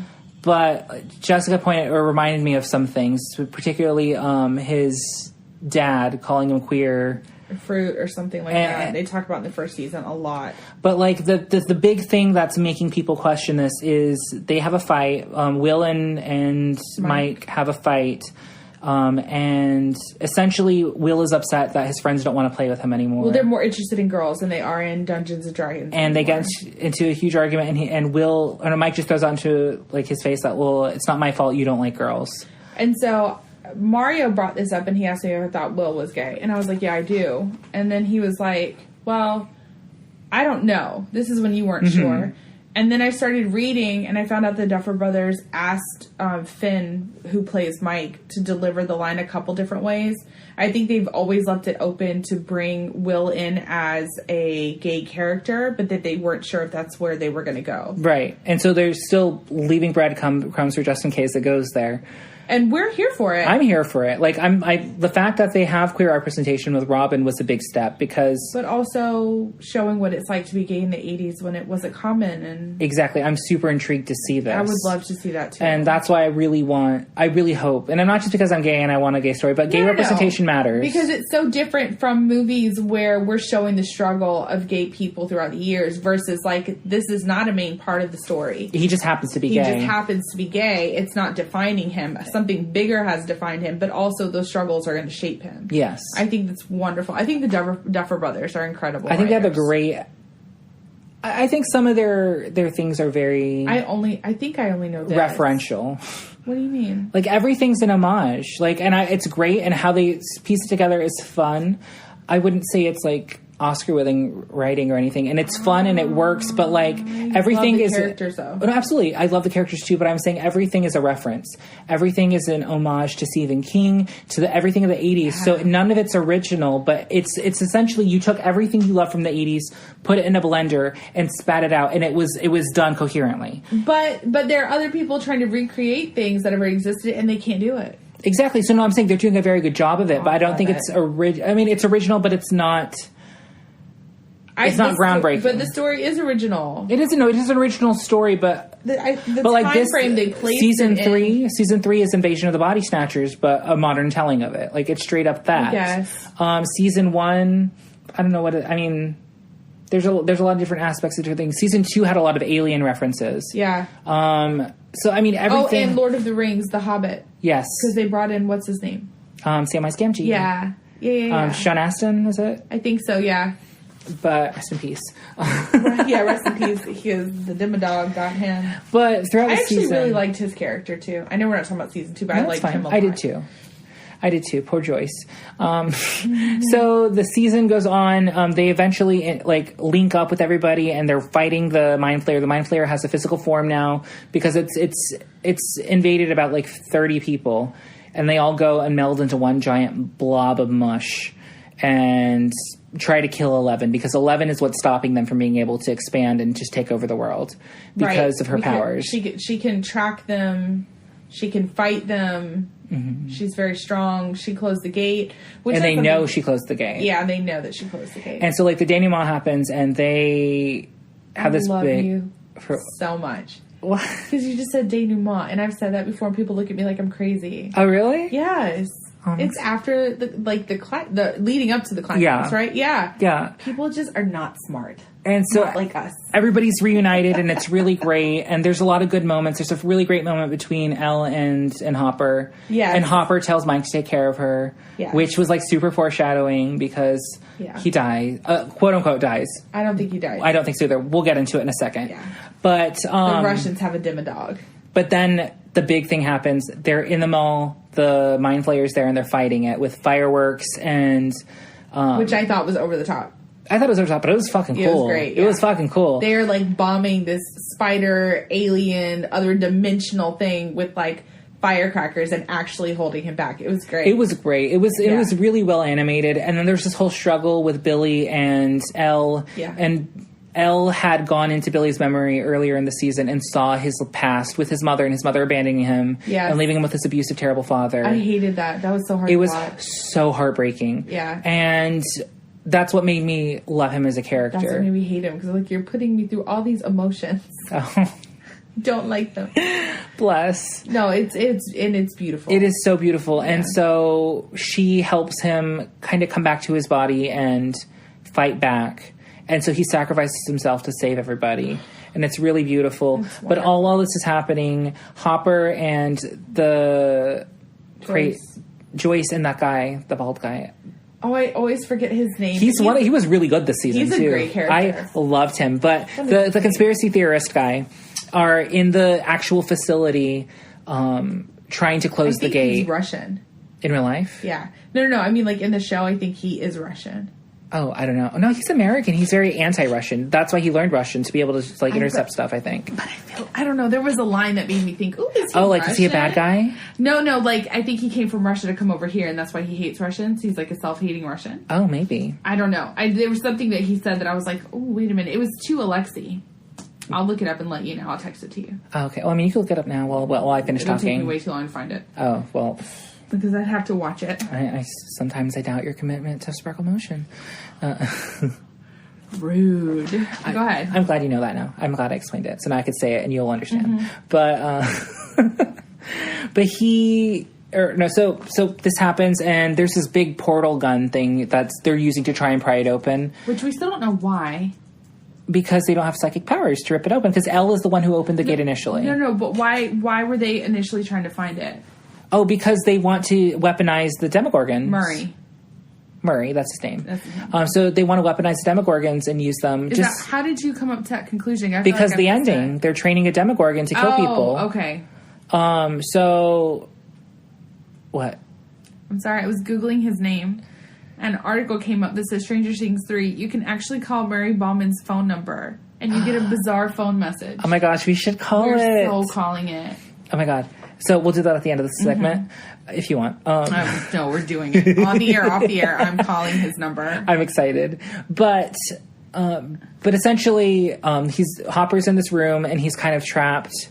And it's shown multiple times throughout the season that anytime this thing malfunctions or messes up, it kills anybody around it. Yeah. And so Hopper sacrifices himself so Joyce can close the gate and stop it. And in closing the gate... with a very Terminator-like fight at the end. Oh, right, because Grigori, the Terminator, comes and they have a fight and his face gets hit by this machine and he looks straight straight out of T2 Judgment Day. He looks just like him. And it's just very sad, and he's, quote-unquote, sacrifices himself. But the thing that makes me believe he's not dead is every time somebody was killed by this machine, it does a close-up shot of their body all burnt and decayed and gross. And they made a point that after this thing blew up and the gate was closed to show where Hopper was, and there was nothing there. Yeah. So I think either he jumped into the Upside Down before the gate was closed and is in the Upside Down, or I think he was teleported back in time to... an earlier time where he got captured by Russians, because there was a lot of references to time travel throughout the season, and they even showed like a straight up clip from Back to the Future. So at the very end of the season, there's a lot of eggs in this show. There really is. There's a lot of great Easter eggs, like just little things, like the whole. Elle has this little blue bracelet on. Yeah, I didn't even notice that. Which is the blue bracelet that Hopper wore in season 1 that belonged to his daughter because it was his daughter who died of cancer. It was her hair tie. So she started wearing it as a bracelet, and then when she died, he started wearing it as a bracelet. And then when he adopted Elle, he gave it to her as a symbol of, you're my daughter and I love you. And I think it's really a beautiful little touch, and it's something that like just shows the depth that they go into the show to add detail and add layers, and it really makes it believable and sweet. Okay, so there is a one of the things that Mario and I had a hard discussion about was in season 2 there is one episode where Elle goes to find essentially her sister. She finds her mom and she finds her sister. So we had a very heated discussion. It wasn't like not heated like our heated discussions have gotten, but it was very passionate. It was very passionate, as always. Yeah. Hence the show name. But I'm very passionate about Stranger Things. Oh gosh. And Disney. And everything, really. Basically everything. But I'm opinionated podcast is what it should have said, not passionate. People don't like opinions. Well, people don't like opinions. They like passion. Get whatever. We have to brand. So there's an episode in season 2 where she goes to meet like her mom and also her sister, which is essentially another kid that was put through the same kind of facility that she was, that enabled her powers and to tap into them. And this sister is the complete opposite of Elle. She is not caring. She's very vindictive. Super vindictive, very hurt. Like, understandably so, she went through some shit. So, I mean, she's a damaged character. Yeah. But that episode, I hated, and a lot of people hated, actually. They were actually setting it up to introduce more people, and people reacted so negatively to it that they completely scrapped that storyline. So, one of the big things about this season is everyone saying they think Elle's powers are temporarily gone. Or gone completely. I think they're temporary. I think they're gone completely, and I think Collie's coming back. And I think, here's the thing, is I don't have a problem with Collie. I think Collie's necessary to Elle's story, to remember that there are other ones out there just like her and other parents. Because the whole thing started with Elle being basically a test subject for the government. And it was disgusting and terrible. It's, what is it, Project MK Ultra? MK Ultra. And basically, like, pregnant moms were given something like Psychedelics. LSD, and it created kids like Elle. So there's more kids. Remember, she's 11, so there's at least 10 others that we don't know about. I think her sister was 8. Yes. And what I really like is that she's Indian, and her name is Kali, and Kali is like the evil goddess. Oh. She's the evil goddess. Is that the one that bites out the heads that you're telling me about? Yeah. She walks around with her breasts out, just chewing on people's heads. Fucking love that bitch. Anyway, I think Elle's powers might be gone, and I think she's going to need the help of her other sisters and brothers. I don't think that's going to But happen. I want to know why the Russians... You think it's just to, like, weaponize Demogorgon? Yes, because this was the time of the Cold War. And they were trying to get anything to one-up each other. Okay. And there's a race to get technology and new forms of warfare. So absolutely. So for 3 seasons, you don't know that. Don't know what? That they're weaponizing. Well, we know at the very end. Right. For 3 seasons, you don't know. You just Well, know for one season, because we didn't know the Russians were fucking involved until this season. That's very true. Well, actually, I take that back, because in season 1, there is a part where she is doing that mind thing where they're...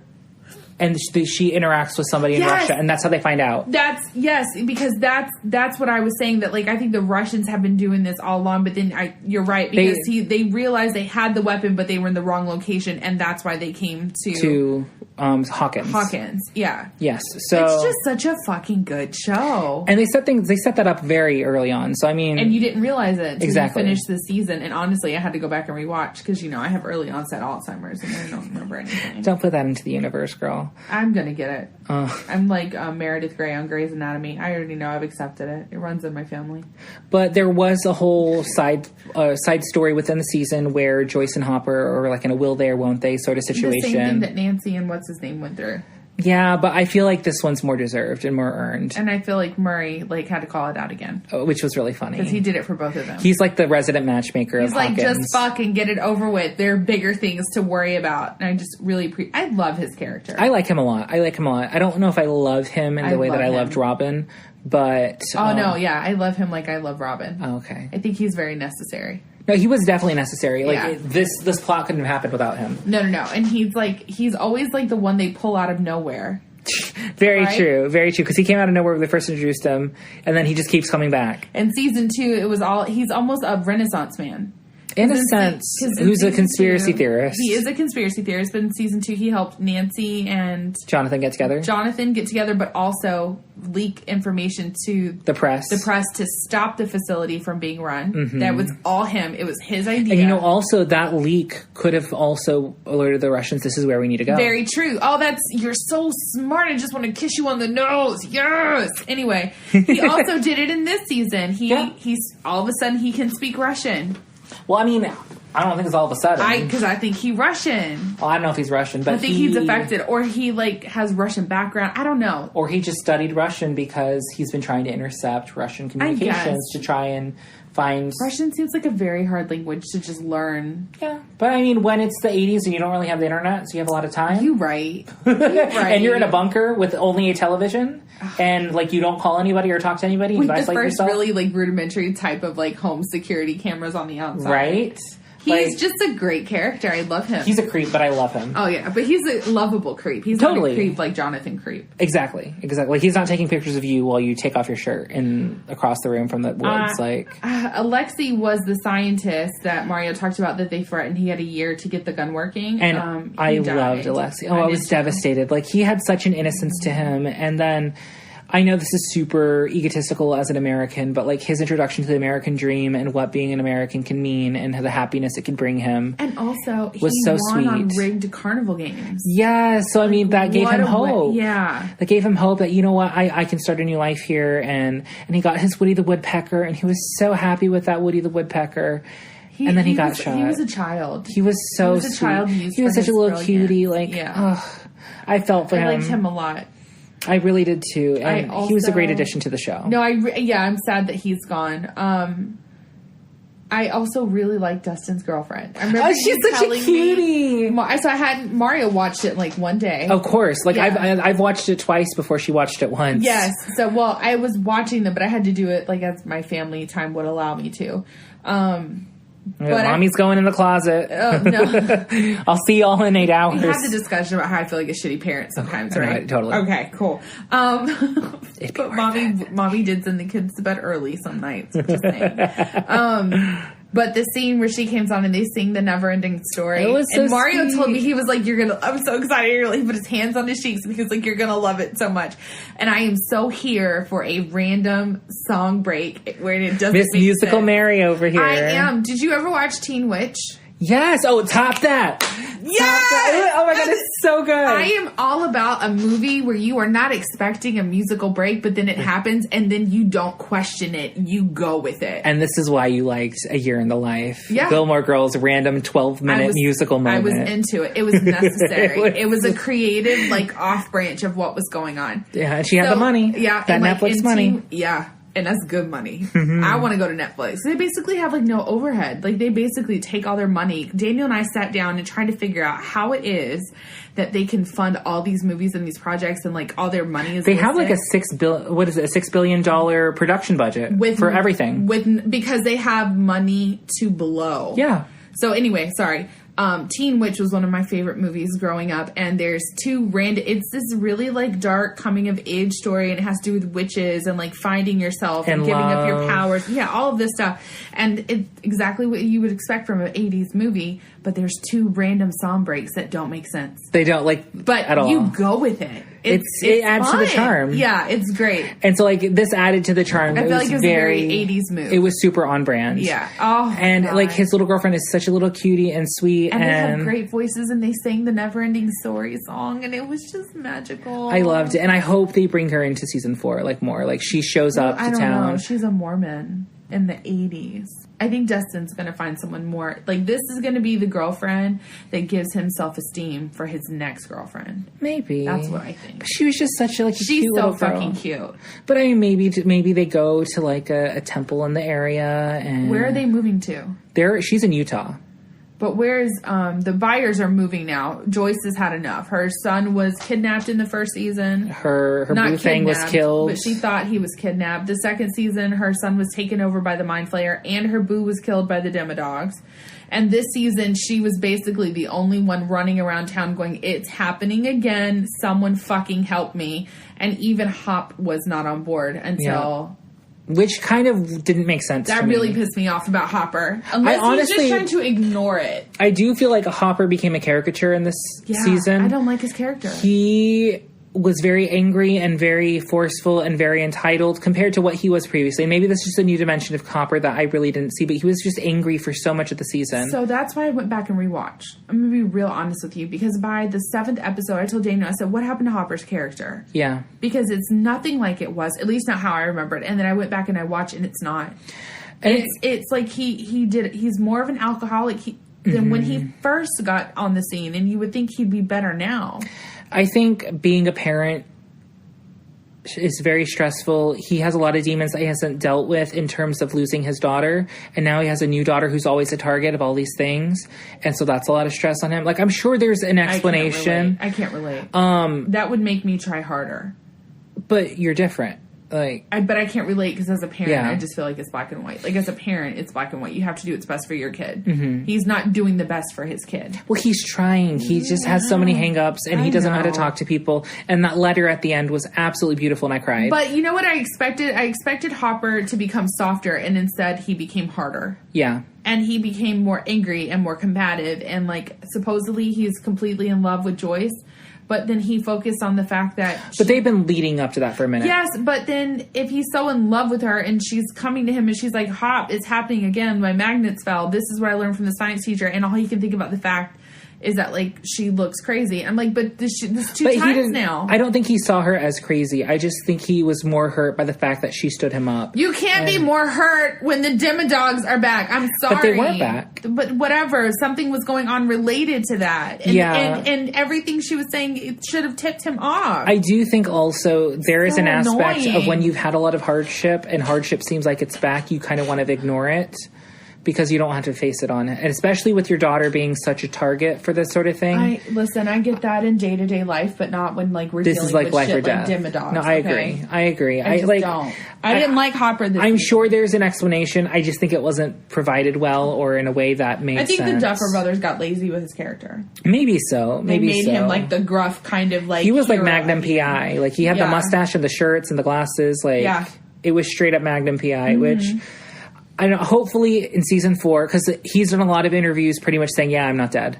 And so has Millie Bobby Brown, because she said, well, how did you act this? Well, I acted as somebody who thought her father was seemingly dead. Yeah. So, like, they've pretty much said, he's not dead. Well, and then there's this whole thing is, like, the Duffer Brothers for years have been saying that they want to stay true to the story and keep the integrity of the show, meaning they don't want to go on to all these seasons and then, like, fuck it up. Like, of course, Game of Thrones did.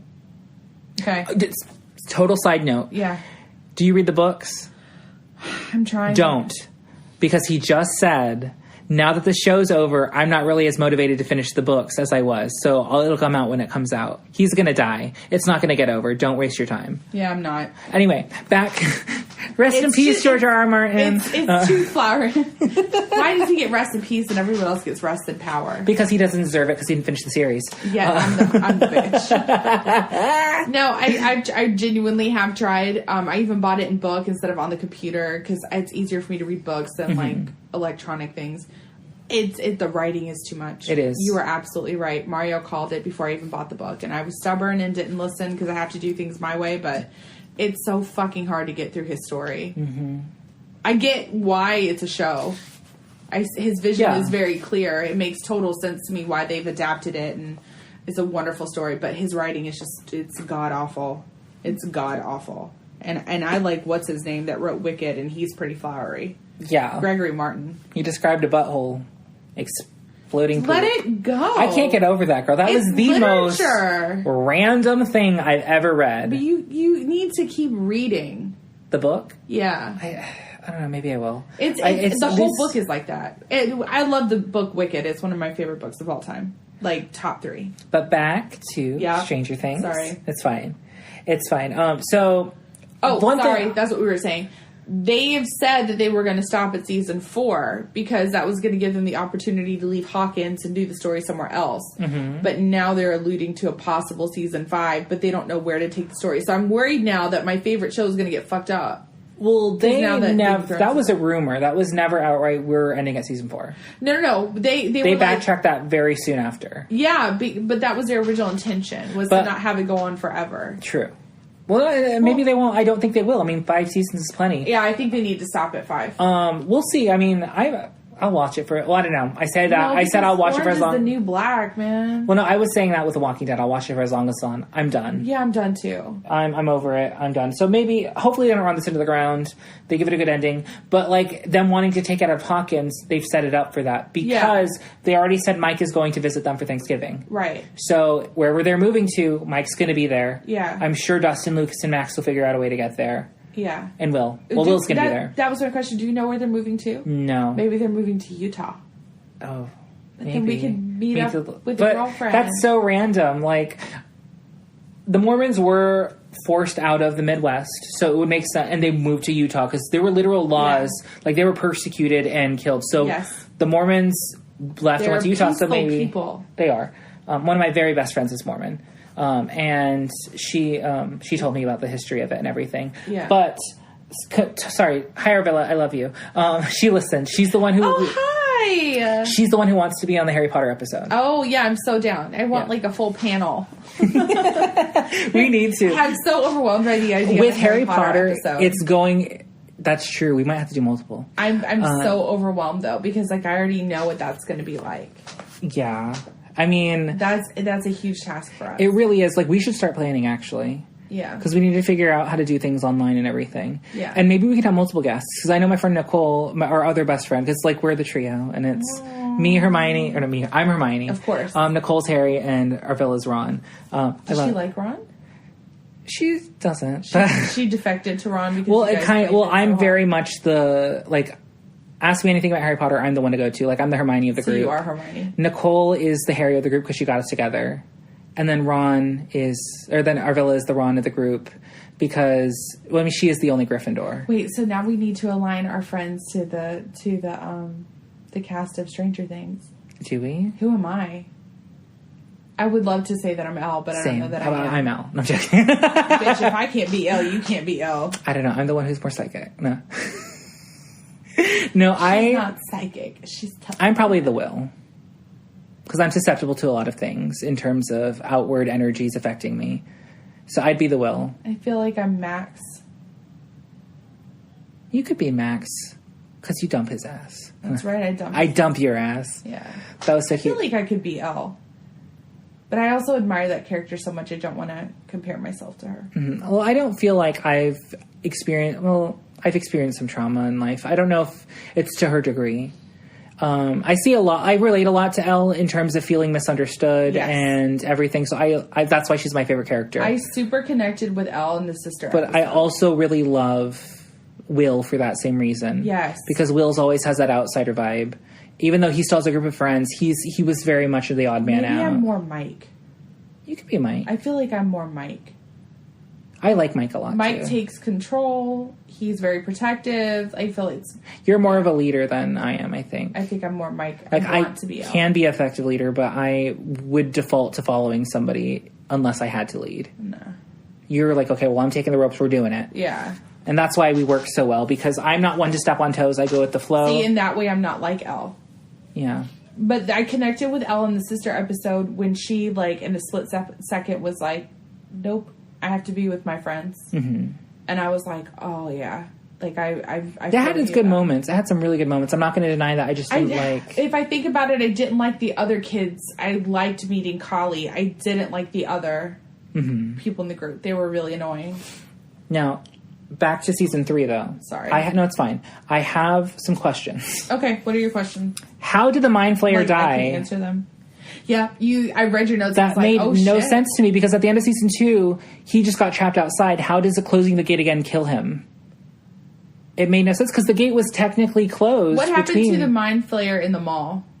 It just fell because they closed the gate. So it just died.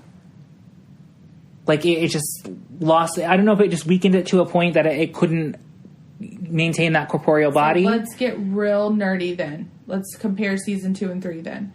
Season 2, he took over the underground channels with the water, ate the pumpkins, built all that strength underneath. Remember? Uh-huh. Whatever happened to the vines happened to Will.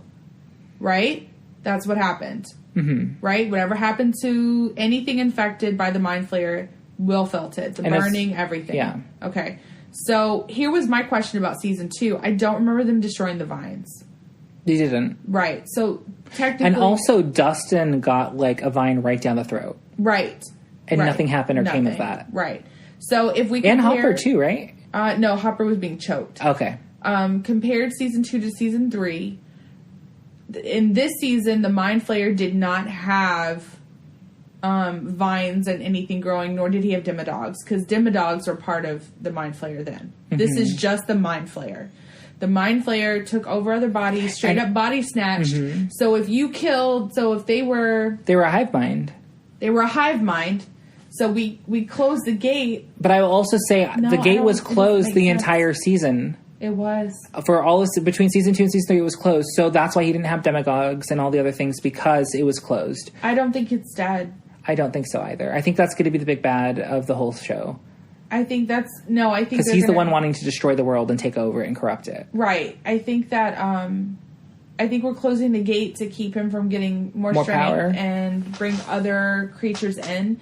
But I don't think he's dead. Because remember when Will drew on the paper the shape of the Mind Flayer? Mm-hmm. And then he was like, we destroyed it. He wiped his hand across. But it was still on the hand. But it was still on the hand. And he wiped it on the paper. So I think they've got to find a way to get rid of the Mind Flayer in our dimension. And I don't think they've come up with a way. Maybe not. And I don't think Elle's powers are coming back anytime soon. Although I did read an article that Elle is most powerful when she's angry, and right now she's sad, and so that's why her powers are gone. But they think a big surge of anger and protection is going to bring them back. I'm sure. You think so? That's like, not to get into like cliches, but that's how psychic powers work usually. When you're most unhinged, you're most powerful. Like look at Jean Grey and the Phoenix. Storyline too. Definitely. Yeah.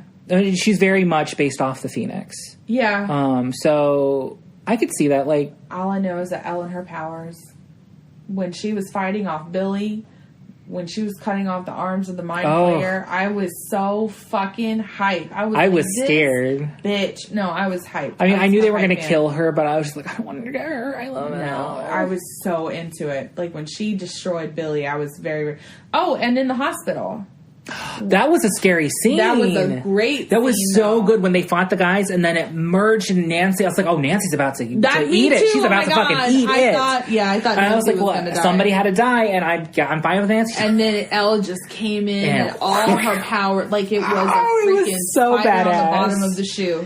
It was so good. Fucking good. I love Elle. Elle is I want to be Elle, but I think I might. I know some people were very turned off by the gore. My friend Arvilla in particular did not like the gore. I told you, the rat scene was a lot for me. It was gross. After it was straight up gross. I couldn't watch anymore. No, I looked away too. But the body, the actual, like when they killed like the newspaper guys. That was hard. I thought it was fucking cool. I hate it because seeing them die. The newspaper guys. What happened? In the hospital. Yeah. And they hit him in the head with the fire extinguisher and stabbed him. That scene gave me energy. It was very, very, very good. My issue was with the hive mind collapsing in on itself to merge into the mind flayer. When they were all going back down to the meeting spot and then just slowly. That was gross. Yeah, I watched like 2 and then I was like, I can't, like I'm done. Mm-hmm. I don't need to see this. And then it did it from like every angle. And Miss Driscoll. So, I mean, I understand why it turned off a lot of people. Like, Arvilla's like, I don't know if I'm going to watch season 4. But usually, I will say, with this show, they focus on one aspect. So it was the Demodog, or it was the Demogorgon and the horror of that. And then season 2 was the Vines and then the Demodogs. And this one was more body horror. So I'm sure season 4 will be something different. Right, because the Mind Flayers adapted every single season. Right. Yeah. Well, I mean, he wasn't in season 1. He was introduced. Wasn't he, though? He was introduced in season 2. He was, but I guess. I mean, well, technically, I think he's the one pulling all the strings to try and... because he corrupted that other universe. Right. Yeah. And now he wants to corrupt ours. Yeah. I also really enjoy how they've, like, tied it into Dungeons and Dragons. Definitely. Like, that's so cool to me. It was very cool. I know... And then also the fact that people play Dungeons and Dragons blows my mind. Because I can't play Monopoly for more than 30 I've played minutes. Dungeons and Dragons before. But, like, did you have 13-hour campaigns before? We had multi-week campaigns where we meet for a couple of hours each night. Yeah, but, like, these kids would play for, like, 12 hours. Well, yeah, because they're kids. They don't have lives. Right. I've played as an adult, so I had lives. Even as a kid, I could not. I had fun. I don't know. My favorite thing was making the figures. So, like, my character was like an elf. That totally makes sense to me about you. My character was an elf who had a cat living in his book bag, like Sir Pouncelot from... Sir Pouncelot! That's a character so from... Oh, God, what is the game? Oh, my God. Dragon Age. And so there's a character, he's like a wizard, and he has Sir Pouncelot living in his bag. So it's like, I have a cat living in my bag, and it was Ricky, my cat. And then I made like a little Lego minifigure of the character, and like I sculpted a little cat out of Milliput and painted it to look like Ricky. So it was super cute. Like, I love that aspect of it. And then also it was just fun, like pretending, and like, how would I react in this situation? It's very much like improv. Yeah. But not in a very judgmental way, because everybody's going full force, and there's nobody else watching but the people playing the game, so you can feel like you can let loose more. But it's interesting. It's a lot of fun. If you ever had a chance, I've at least try it once. I'll try it once. The only annoying thing is rolling a character. It takes hours. Oh. They have websites that can generate one for you, but then you have to go through and study the stuff. It's a lot of it's an investment, a time investment. Can I pay someone to do that for me and then just give me the Cliff Notes? Yeah, maybe. Mario's so not approving right now. Well, no. My friend helped me. My friend who I played with, my friend Shannon, she helped me roll the character and taught me how to, because I never played before. So she taught me everything to do and how to do it, and it just took us like 4 hours, and we did it the quick way. There's a longer way that takes about 8. Like I said, it is a time investment, because this character. I'm not ever gonna play this game. I love you so much. 4 hours for a character. But I mean, this is your role playing. Episodes of Stranger Things. Your role play. You want a dimensional character. Do you want to have a Billy in season 2 versus an Elle in season 3? I just want to watch it. Can I watch you guys play? No. Oh. Well, some people let you. Like, there's podcast or YouTube videos where they play Dungeons and Dragons. Like, this very big one with a lot of famous. That's how I'll experience it. No, definitely. There's this big one with a bunch of famous YouTubers who get together and play D&D. It's really good. I'm so into it. It's like tabletops. I don't know. Look it up. It's from what I've heard, it's very good. My friend who got me to, or I played with, she did that. I don't know about me creating my own character. I don't know that I'd be that. I'd give up after a while. Be like, can I crochet now? You can crochet while you play. Your character can be a crocheter. Like, you can add anything. It all depends on your dungeon master and what they allow. It's like LARPing. I just don't know that I could ever I really couldn't LARP. commit to it. But that's just a lot of physical activity. All right, final thoughts on season 3. Well, before we do final thoughts, okay. I did want to talk about my favorite scene in the whole season. Okay. And that is the scene in the bathroom with Steve and Robin, and they're coming down from the truth serum. And they were high. They're super high, and it's super funny. But also, Steve realizes he's caught a little bit of feelings for Robin, and they're having this moment. I don't think they were real feelings. I think he felt it. I think he felt it. I think he's lonely. I think he's lonely, but I also think he felt it because she calls him out on his shit. She makes him a better person. She helps keep him straight and narrow. Yeah. She's just a good ass fucking friend. And he realizes, you know what, she is better than that, and I can be in love with this person. I don't know. But there's the scene where he's pretty much spilling his guts saying, I like you. Yeah. And she's like, well, because she earlier in the season she had said something about how she always paid attention to him and noticed him. She was obsessed with him was the word she used. And she was not obsessed with him in that sense. She was obsessed with him because she was annoyed by him because she had a crush on a girl who was obsessed with him. So she always had to keep attention to him. And so instead of like freaking out, because this is the 80s and queerness was not a big thing. Instead of freaking out, especially not in a small town like Hawkins. Exactly. Middle America, like white, not exposed to a lot of shit. There's like 3 black characters in the whole show. True. We didn't even talk about that.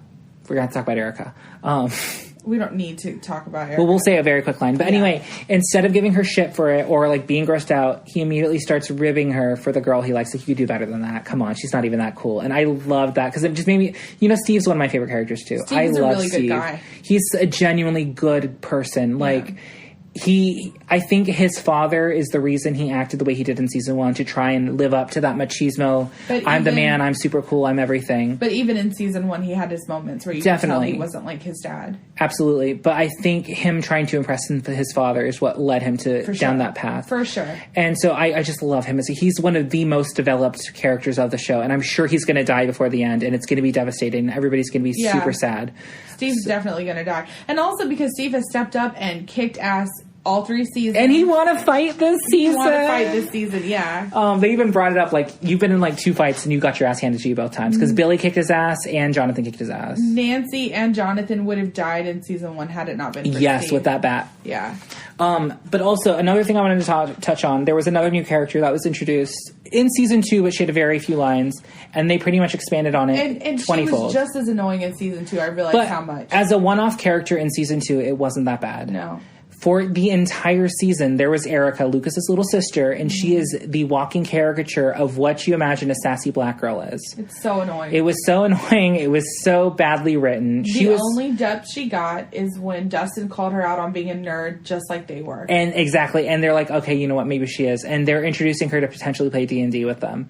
But, because at the end, they gave her the Will's D&D kit. Yeah. But up until most of the season, she was just obnoxious. She'd make a comment, and it's supposed to be funny. I was like, I don't find you funny at all. A sassy.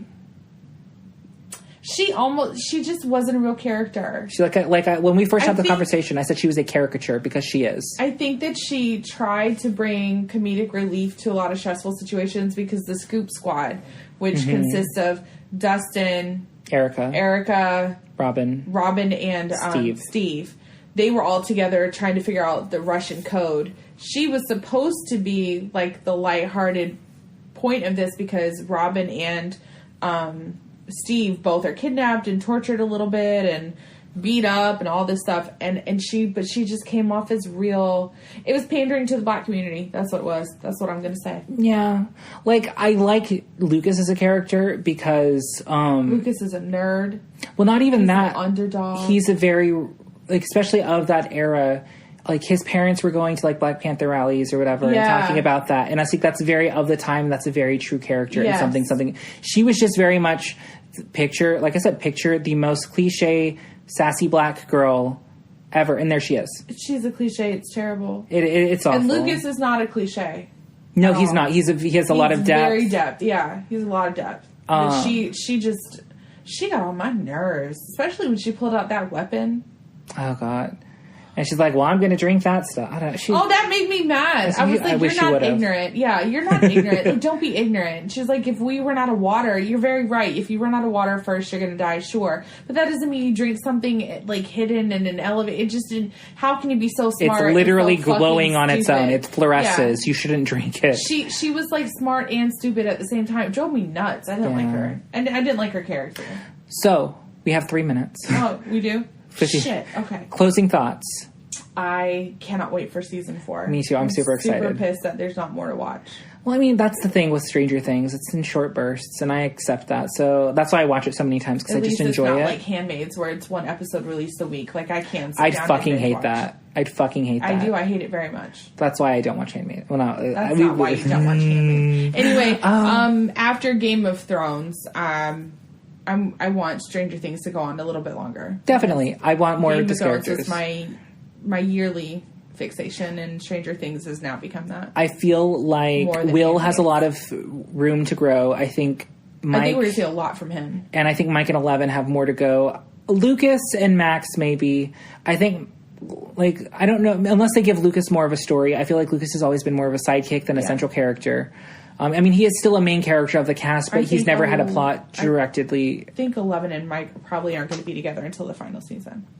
Maybe not. Well, I mean, they're still together. They didn't break up. No, I know, but I feel like that's going to be a big part of season 4. Oh, like them being separated? Well, he's going to her house for Thanksgiving. I'm certain Stranger Things 4 is coming out Thanksgiving 2020. But what I'm saying, I think things are coming that are I think things are going to separate them, and then they're going to just be friends for a while until the final season of Stranger Things. Maybe, but I mean, do you make arrangements to go see your teenage best friend or your teenage girlfriend, you know?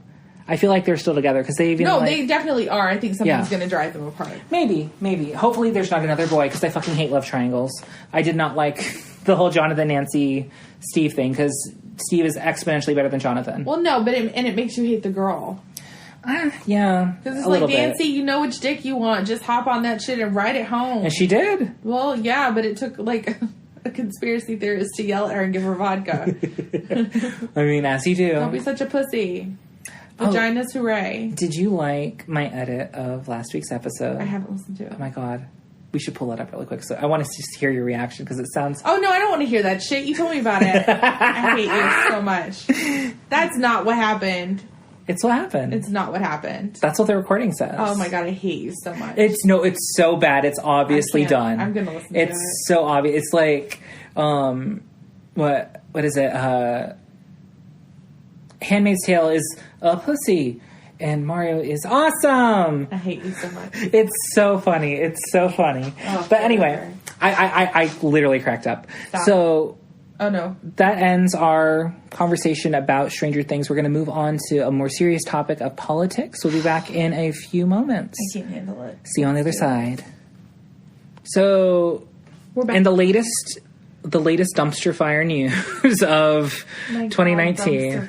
It's a fucking dumpster fire. Our country is becoming a dumpster fire because of this. But Trump has played his cards and showed his hand and has proven his racism again. But even the poker table. he said, we've been cheating the whole time. Here's how we done it. Yeah. He completely showed his true colors this week. And on it, like, I want to say I'm shocked. I'm not surprised, but at the same time, I'm just amazed at how unabashedly unashamed he is. That's the shocking part of it. Like, so, if you haven't been watching the news, essentially, watch the news.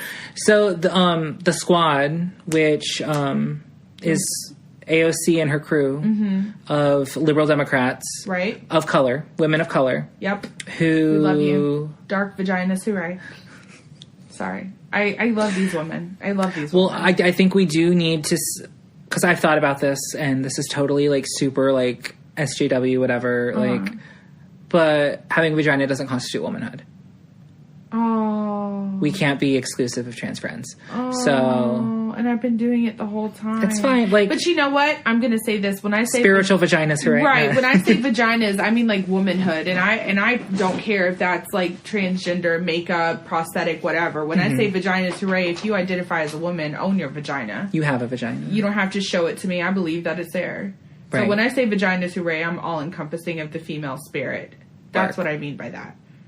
Okay, I'm glad you weren't like, oh, fuck that shit or anything. No, I would never. That's taking away someone's identity, and Absolutely. I do not agree with that at all. Essentially, they went to the border and they did a tour of it, and the situation currently at the border is absolutely appalling. Like, it is straight up a concentration camp. People are drinking out of toilets. There's no room to lay down. There's not enough food. Families literally are still separated. It's hundreds of people in a metal cage. It's a fucking nightmare. It's like what we did to the Japanese. Exactly during World War II. It's exactly like the internment camps, which were concentration camps. They were. Like, I don't know why there's any terms for it. They're just trying to. It's the whitewashing of history. They try to make things seem less bad. Rebranding. It really is. Like, the thing people have to remember, and looking back on this, hopefully it won't happen, but there's a lot of erasure of what white people did because white people are the ones writing the history books. Right. So there's so much to history that is not told or we don't learn about in school because it made white people look bad. So they just like, we can African studies class. Work. Exactly. Or just... I learned a lot about Puerto Rico from an African studies class. Really? Yeah. Well, slavery was a big thing there. Oh, yes. That's why my married last name is what it is. It's a very slave name. Anyway. I'm sorry. No, it's fine. It's so sad. I mean, it's sad, first of all, that we're doing these to people. I understand that people entering the country is a hot button topic and we don't know what to do. Right? Like, when they cross over, we have to have some laws about entering the country. I agree because of safety reasons, but Right, also, but at the same time, what we're doing is not right. No, I agree, but I also, like, this is where I have I'm not positive how I feel about anything regarding this because I think everybody has a right to come to this country because when white people came to this country and took it from Native Americans... Well, and also... They had no right to be here, so why are they any different? Let me correct myself here. I meant that... generally, but a majority of the people in these camps, I'm gonna call them concentration camps, I don't give a fuck. A majority of people were seeking asylum. Yes, that's the problem. And because of this, like they're trying, because where they live is not safe. It's not. There's a lot of issues with drug cartels. There's a lot of violence. They have no way to live. They're trying to escape their country for safety reasons. Yeah. And they're coming to America because America has the American dream. Right. And there's so much promise of hope and what you can do and what you can do, like what you can aspire to be or become in America. And instead of realizing that these are human beings, despite whatever country they're coming from, they're seeking asylum because their government is corrupt and bad and their conditions are basically third world country conditions. We are sticking them in concentration camps or internment camps, whatever you want to whitewash and call it.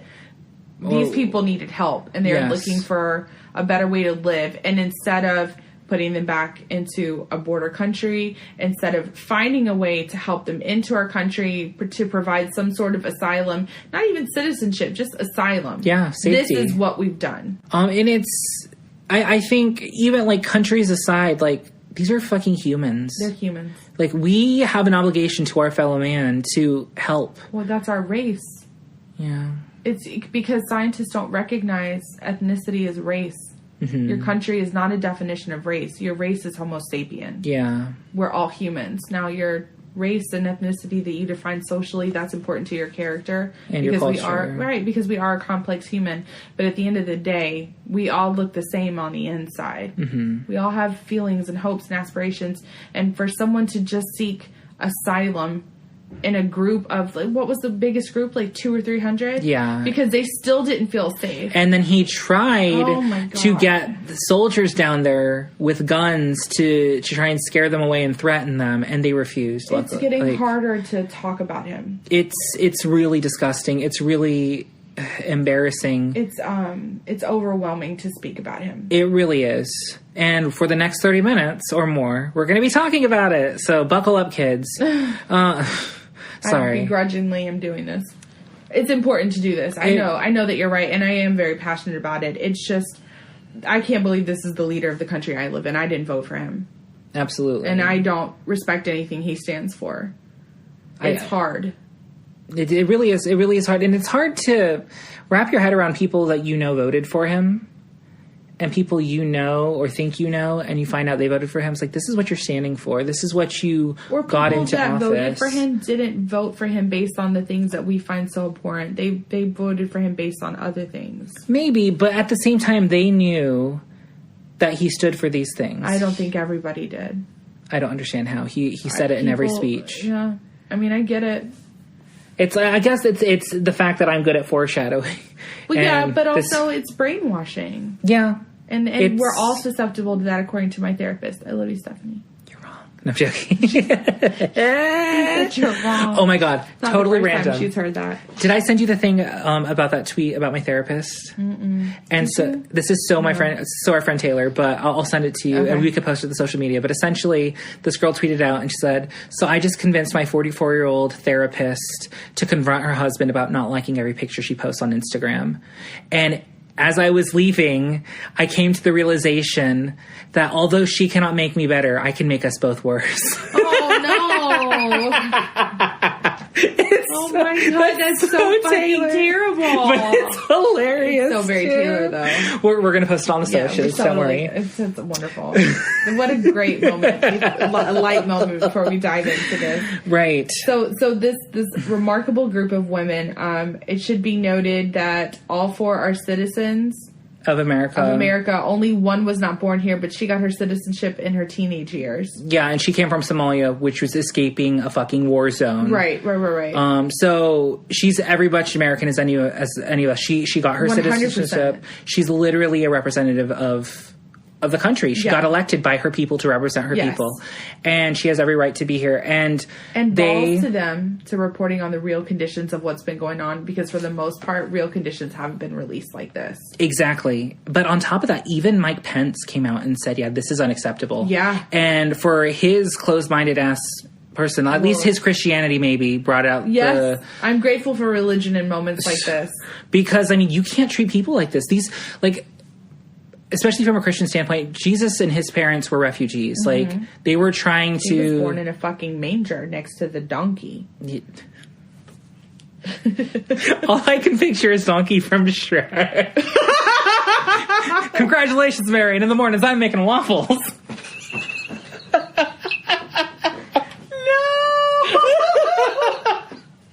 Shrek is the backward thing. That'll do, Donkey. That'll do. Sorry. Oh, we just complimented and destroyed Christians in one fell swoop. Love you guys. We do love you, though. We just have a dark fucking sense of humor. That's why I like Kali. Oh, I'm sorry. Anyway. Ganesh is cool, too, but, you know, he's not walking around with his tits out. He could be, though. If he wanted to. It depends on the artist's interpretation. Absolutely. Back to the internment camps. What are we calling them? Concentration camps. We're calling them that? Okay. Yeah. So they visited and they were very vocal about it. They gave testimony in front of Congress about what's going on and what's happening. They even did a vote to try and fund stuff. But because they feared that it was going to be used to fund his new stance on border control and everything, they voted against it, to Nancy Pelosi's dismay. And Nancy has also not been helping this. That's a legitimate fear, though. I agree. I completely agree, and I'm very much against Nancy Pelosi on this because she's giving into things that I think she shouldn't be giving into. I agree. Yeah. But she even in response to this, so if it were your family member stuck there. Yes. You would be, and that's the thing that I think people forget to do is where's your fucking empathy? If it was my family in there, if it was your family in there, we found out these are the conditions that they were in, we would be losing our fucking minds to get them out of there. And it kind of begs the whole question. And there's no advocates for them. Absolutely not. Well, I mean, that's what AOC and the squad are trying to do. Bless them. But look at God. Sorry. We'll tell that story at the end. That should be our closure. Okay, that'll be okay. If it was your family or my family. And I hate that argument, but sometimes it's necessary because it's just like with rape and women's rights. She's like, oh, this is somebody's mother and somebody's daughter. Yes, she is, but that's not the point. She's a fucking human. She should have autonomy over her body. Yeah. You shouldn't be able to tell you what to do. In this sense, yes, this is somebody's mother, somebody's father, but this is also a fucking human being. You shouldn't have to be able to say, oh, well, this is somebody's mom. What if this is my mom? And maybe if that's what gets it for you, by all means, but you should also acknowledge that this is a person, and whether or not you have an emotional attachment doesn't change the fact that they don't deserve to be in this situation. Yeah, but I think that's what's missing. Yeah, there's no. We Trump dehumanize people. Trump has done such a good job of dehumanizing and villainizing people of color from South America and Central America, to the point that a lot of his followers don't see them as human or don't acknowledge their humanity and see them as pests. And they are human. And exactly. And I feel like they have every right to be here as anybody else. Especially because they were seeking asylum. It wasn't like a village was like, well, we're done here. Let's go to America. We want to live. They were seeking asylum. That means that conditions are so bad that a group of people decided to defect from their home country. They testified in front of Congress and shared on social media what's happening. There was a woman who gave AOC like the bar of soap or the packet of soap that she was supposed to use for the entire like 2-week period. Yeah. And AOC and that were so emotionally moved and hurt by this that they were very vocal about it. And of course, Trump immediately goes on a racist tirade and quotes white nationalism to its core of, well, if they don't like it, they can go back to the shithole countries where they came from.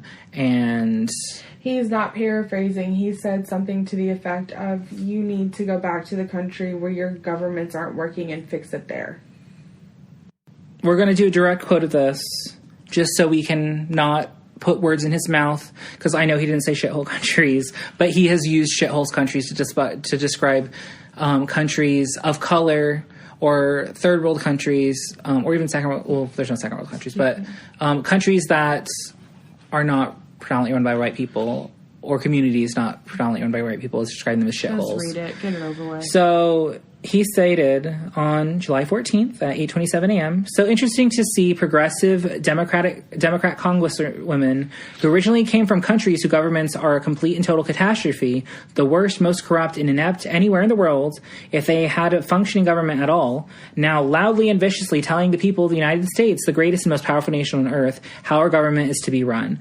Why don't they go back to help fix the totally broken and crime-infested places they came from, then come back and show us how it's done? It is done. These places need your help badly. You can't leave fast enough. I'm sure Nancy Pelosi will be very happy to quickly work out free travel arrangements. So pretty much go back to where you came from, which is something I've heard growing up from racist white people. It's something a lot of people of color have heard. It's the calling card. It's the chance of white nationalism. And he fucking said it outright. And I was dumbfounded. Like, I knew he was racist. There was no doubt in my mind that he was racist. His actions have been racist, and we're going to cover that in a bit. But the fact that he so openly and shamelessly said this, and then on top of that, after there was backlash, instead of apologizing and saying what I said was out of line, he came back and said, no, they should apologize to me and the American people for criticizing America. Who's writing his tweets for him? He's writing his tweets. No, but he has a person posting them. I don't think so. Oh, really? I don't think so. I thought that there is a way to tell if it's from him or if it's from somebody else. If it's posted from Android, it's from somebody else. If it's posted from him, it's posted from my phone. Like, there's a way to discern it, because on Twitter it tells you how it's posted. It doesn't But matter. he posted this. I'm convinced it was him. He's embraced it. He has not done it. And even Roseanne tried to justify and still apologized. She apologized for that? She apologized. She was like, my sense of humor is crass and it was definitely out of line. Certainly not how I meant it, but it was too late. The damage was done. In regards to this, or in regards to what she said previously? What she said previously. Oh, okay. Roseanne Barr had made a racist comment, and it was in poor taste, and I have no doubt it's her sense of humor. But the damage was done. But even she apologized afterwards. I'm sure she recanted her apology, if I'm not mistaken, or she's like, I'm being victimized. She played the victim card. She played the victim card, and it's fine. That's what white people with white guilt do. Yeah. I don't mean to sound like I hate all white people. I don't. I'm half white. I don't hate myself at all, but I do not have a white mentality. I don't have... And I was raised by... patience for white tears in this context. Yeah, I really don't. Like... They're trying to do good. Like, white people are the reason this happened. This is what it boils down to. Women came to our country and were born in our country, lived the American dream, and now are representing their people. Basically, good people helping their own cities and constituents. Are doing their job. But on top of that, their job has a human interaction element too, because every decision they make directly affects the people that they represent. And they go down to the border because everything has been hidden really. There's not been truth to what's been going on down there. Mm-hmm. They bust it wide open, and Trump basically, and it's his fault, and Trump basically says, well, if you don't like the way we do it, go back to your country and see if you can do it better. Like, yeah. Fuck you. Exactly. It just shows how little he cares for these people's lives. He does not care about anybody but himself. He just sees us as a pest. Fucking tantrum. And he's holding them hostage because he's refusing to do anything until they fund that fucking wall. And that's why nothing's been done. Let it go. It's not. I hope it doesn't happen. The wall is not going to happen. It's not going to happen. There's one no could way hope. It's gonna happen. One could hope, but. Let me take that back, because I said the same thing about him being elected. Exactly. And I was fucking naive as hell. Yeah, like... If I've learned anything from Handmaids, it's like, just don't... You never know what tomorrow brings. Over. Yeah. But honestly, like, I hope this doesn't get built. I hope they resist. But I also hope these people get help. Because even Mike fucking Pence is acknowledging that this isn't okay and something needs to be done. Well... And Trump doesn't care because Trump only cares about himself. In the barber shop today, I texted Mario and I was like, are you, like, reading this impeachment shit? Because, again, I wasn't at work today. And Mario was like, yeah, but, you know, other people have put in requests to impeach him before. And I was like, yeah, they sure have. Mueller reports, FBI, different things that definitely a president should not be doing. But this was the first time where someone stated he is unfit to run the presidency. Yeah. And I told Mario, I was like, that's what's different for me about this. Is like, I feel like you and I have been screaming this since he ran for office, and people have ignored it or given their reasons for voting for him or defending him for whatever reasons you did vote for him. I don't believe that everyone who voted for him is racist and evil. Mm-hmm. But, until Mario, it's like it's finally somebody else is seeing what I'm seeing, which is a man. And I always go back to serial killers in my brain. It's dark in here.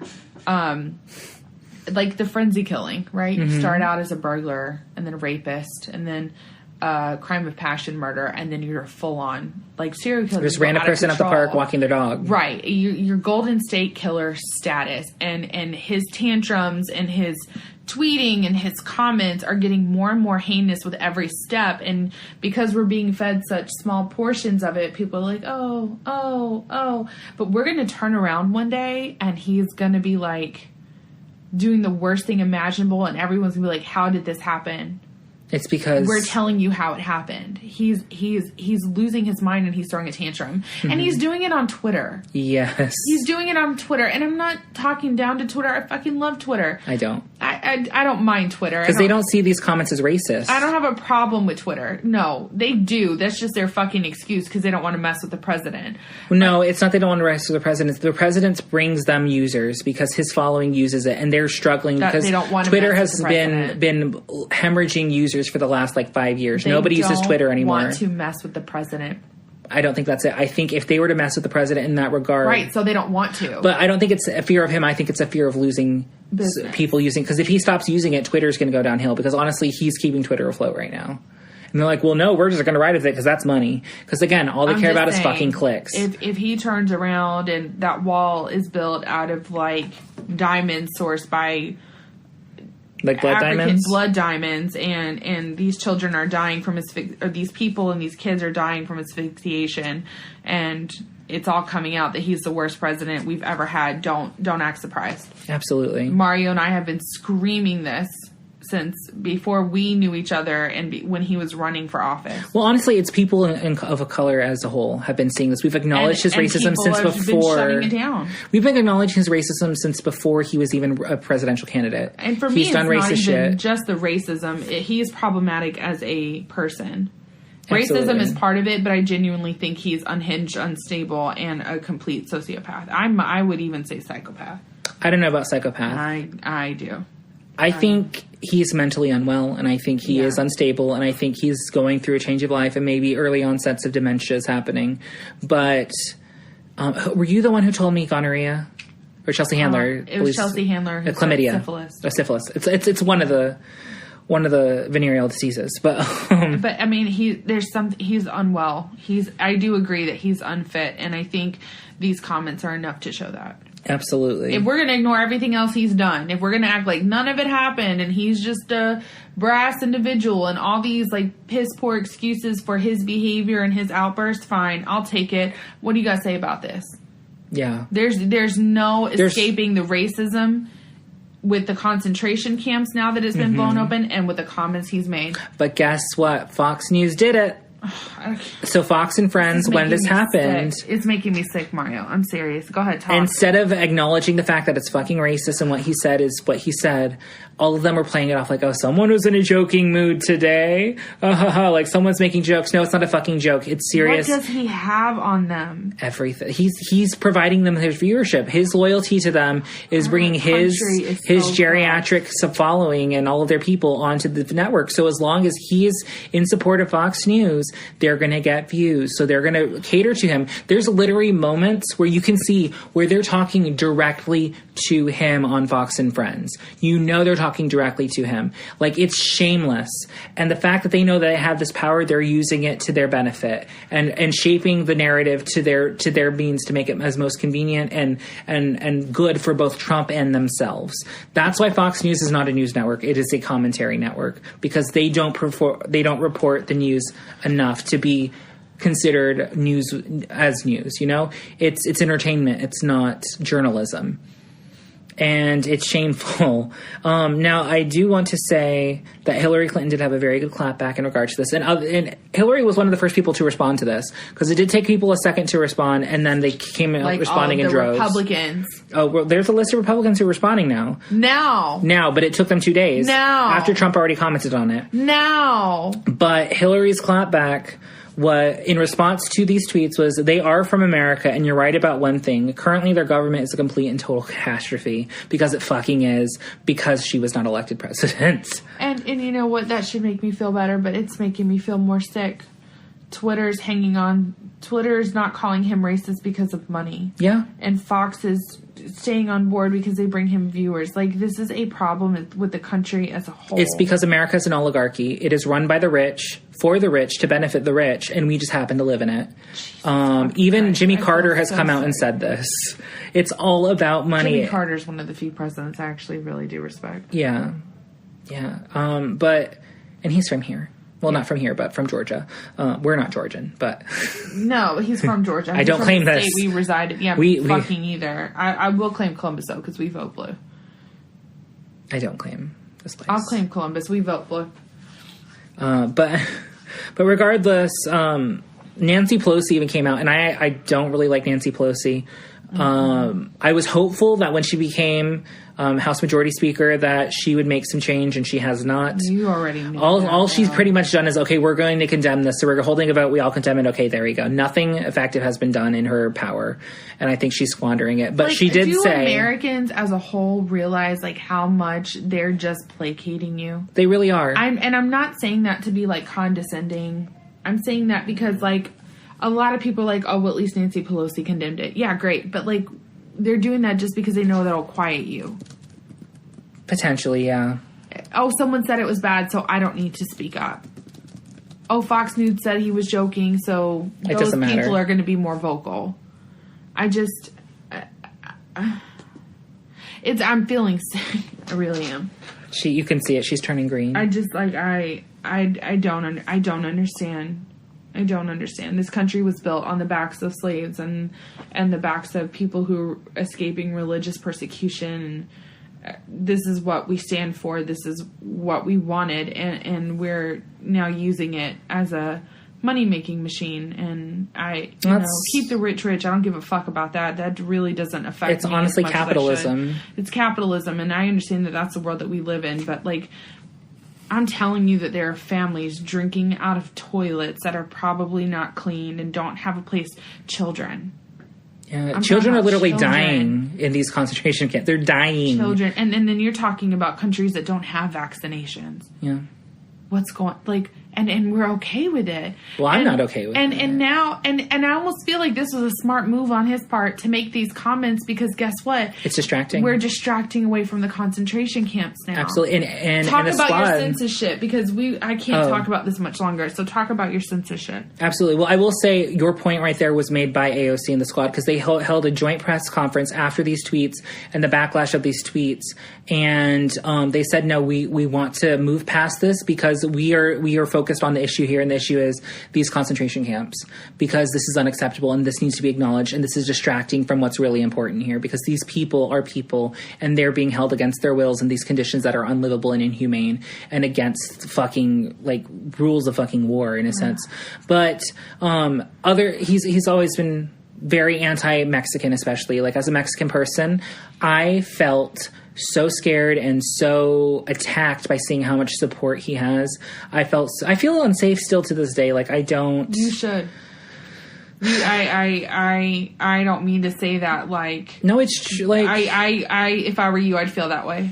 I don't feel welcome, and I've never felt welcome in the South. I mean, there's always been the occasional person who has made me feel welcome, and to those people who have been in my life and made me feel like I matter and my opinion and my existence is not an issue, I'm grateful and I'm thankful for you for making sure that I felt that way.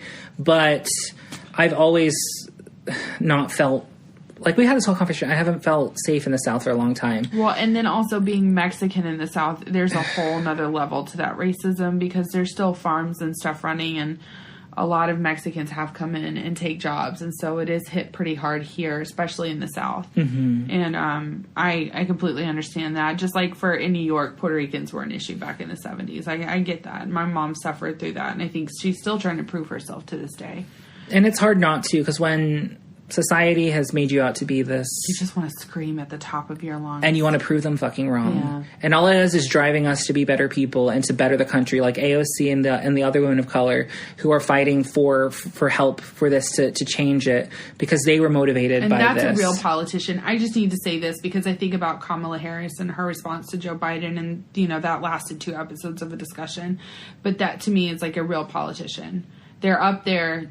Clearly, racist remarks by the person that you serve, because he is the president and you do work under him. But they don't work for him; they work for the people, right? But still, they answer to him in part too.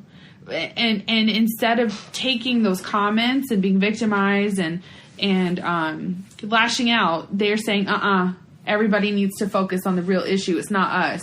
Yeah, it's these people. We control this narrative, and we're going to make sure that our message is put out there. That's a fucking politician right there, and that's not. What is it? There's a difference. There's politician, and then there's a statesman, yeah. Statesman or statesperson, because they're women. Yeah. I don't know. But they are. Some people go to actually do the job and help people. And they some are people the go women. For money. They are the women and the people that I respect in this. And I think that's starting to become more apparent within the difference between liberal Democrats and Democrats and corporate Democrats, like Cory Booker versus Bernie Sanders and Elizabeth Warren. Right. There's a very stark difference. One's in it for money. One's in it to help. Yeah, you did tell me that you were not. I do not like. He gets the most donations out of any other Democrat in Congress from many different lobbies. Well, I'm not into another businessman in office. I want someone who's been in the Army, and I want someone who served office at some point. I don't even care if you were just a mayor. Mm-hmm. Like, I need you to show me that you have a history running something.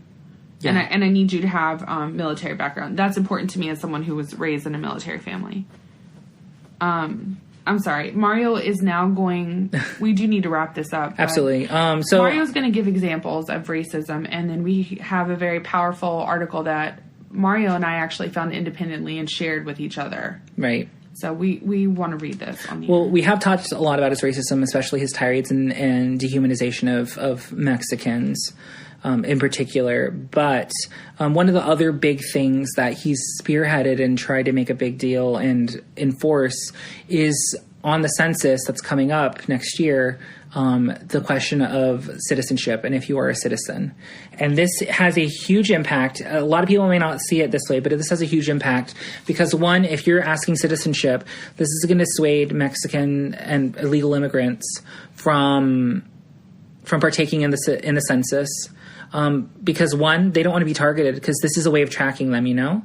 But two, this also can impact representation for your country, within Congress, because the amount of people in the country, citizens, like who are citizens or not, who answer to the census determines how many seats in the House of Representatives that a state gets, as well as how many electoral college votes. And so And electoral college is what got him in office in the first place. It is. And so they're trying to manipulate it. Gerrymandering is a thing. It is fucking real. We should have a whole episode or a whole segment on gerrymandering one day because I'm very passionately against gerrymandering. I think it's fucked up. If you don't know what it is, it's essentially drawing the lines of districts to make sure your vote or your person wins regardless, based off lumping the people who vote a certain way within categories. Like, in general, we need to get rid of the electoral college, period. And gerrymandering. But, like, honestly, we don't need gerrymandering if we don't have the electoral college. True. You know what I'm saying? Like, if we cancel electoral college, then it's just the popular vote. Nothing else matters.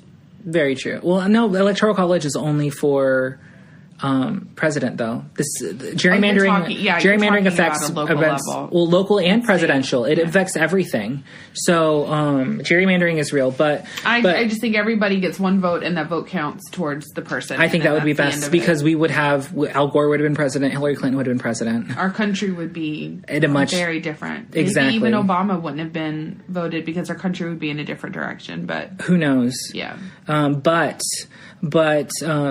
This whole census question Trump's been trying to push because he knows it will dissuade people from doing this. It's just like voter registration. It negatively impacts people of color because it stops them from being representative because they're unwilling to give their citizenship status out of fear of being targeted by ICE. I did read a lot of articles about immigrant families have been going to the grocery store and not leaving their homes. Like stockpiling food and not leaving their homes. That's all they can do because they're afraid to leave the fucking house. Yeah, and then you have sanctuary within your own home, or there's something like you have rights. You don't have to answer the door. And there's some cities that are sanctuary cities where they will not allow that shit to go down. And Trump is trying to defund these cities because they're sanctuary cities. Like, why is this okay? Because he... Why? But why do people think it's... I don't know why people don't view it like I view it. I am a very rose-lens person. I don't believe in black or white, but there are some things that are black and white, and I do not understand how people don't view this way. I cannot relate to your brain, and that's a sad statement for me because I try to relate to everybody. Mm-hmm. This is a sad thing for me to admit that I can't relate to this. I don't understand how you don't view his actions as racist. I don't understand how you're not scared for like the future of our country. Like, fuck racism. I mean, fuck racism, but fuck racism. There's other things going on, like the way he's messing with the Chinese and Iran, and Amazon has a fucking lawsuit against our government now. I mean, everything he's doing is for his gain, not for our gain, and he works for us. I don't understand. He's supposed to answer to us. I don't understand, Mario, how people don't see it this way, and it feels so sick. It is impossible to get your head around in some regard. Like, I mean, oh my God, I feel terrible right now. She's very upset, you guys. She's very passionate, and it's showing. So It's the empath. I keep thinking about those families and the conditions and those women who must be feeling hurt by dedicating their lives to our country and the betterment of the people that they represent. And this man has the balls to tell them to go back where they came from. Like, that was a statement that was told to black people all throughout the 70s and 80s and shit, most of the early 90s. Yeah. And it's don't tell people to come back where they came from. Where I came from made me. Exactly. Does it mean that I don't deserve to be here? Or have any less right to be here? It's just really, it's just hard. I don't understand, and I want to understand. I have a difficult time when I can't relate to people, and I feel like I can't relate to a scary part of my country and the citizens that make up our country, and that's hard. I live here. For the most part, I am proud to be an American. I like what America stands for to the rest of the world. For the most part, it can be embarrassing to be an American sometimes, but this is my country, and I was raised military, and I do have pride. And I feel like what the AOC and the squad are doing is are they being true Americans? Because they care about this country so much that they're willing to not only criticize it, but provide solutions or try to make change, to affect positive more than change. I can say for myself.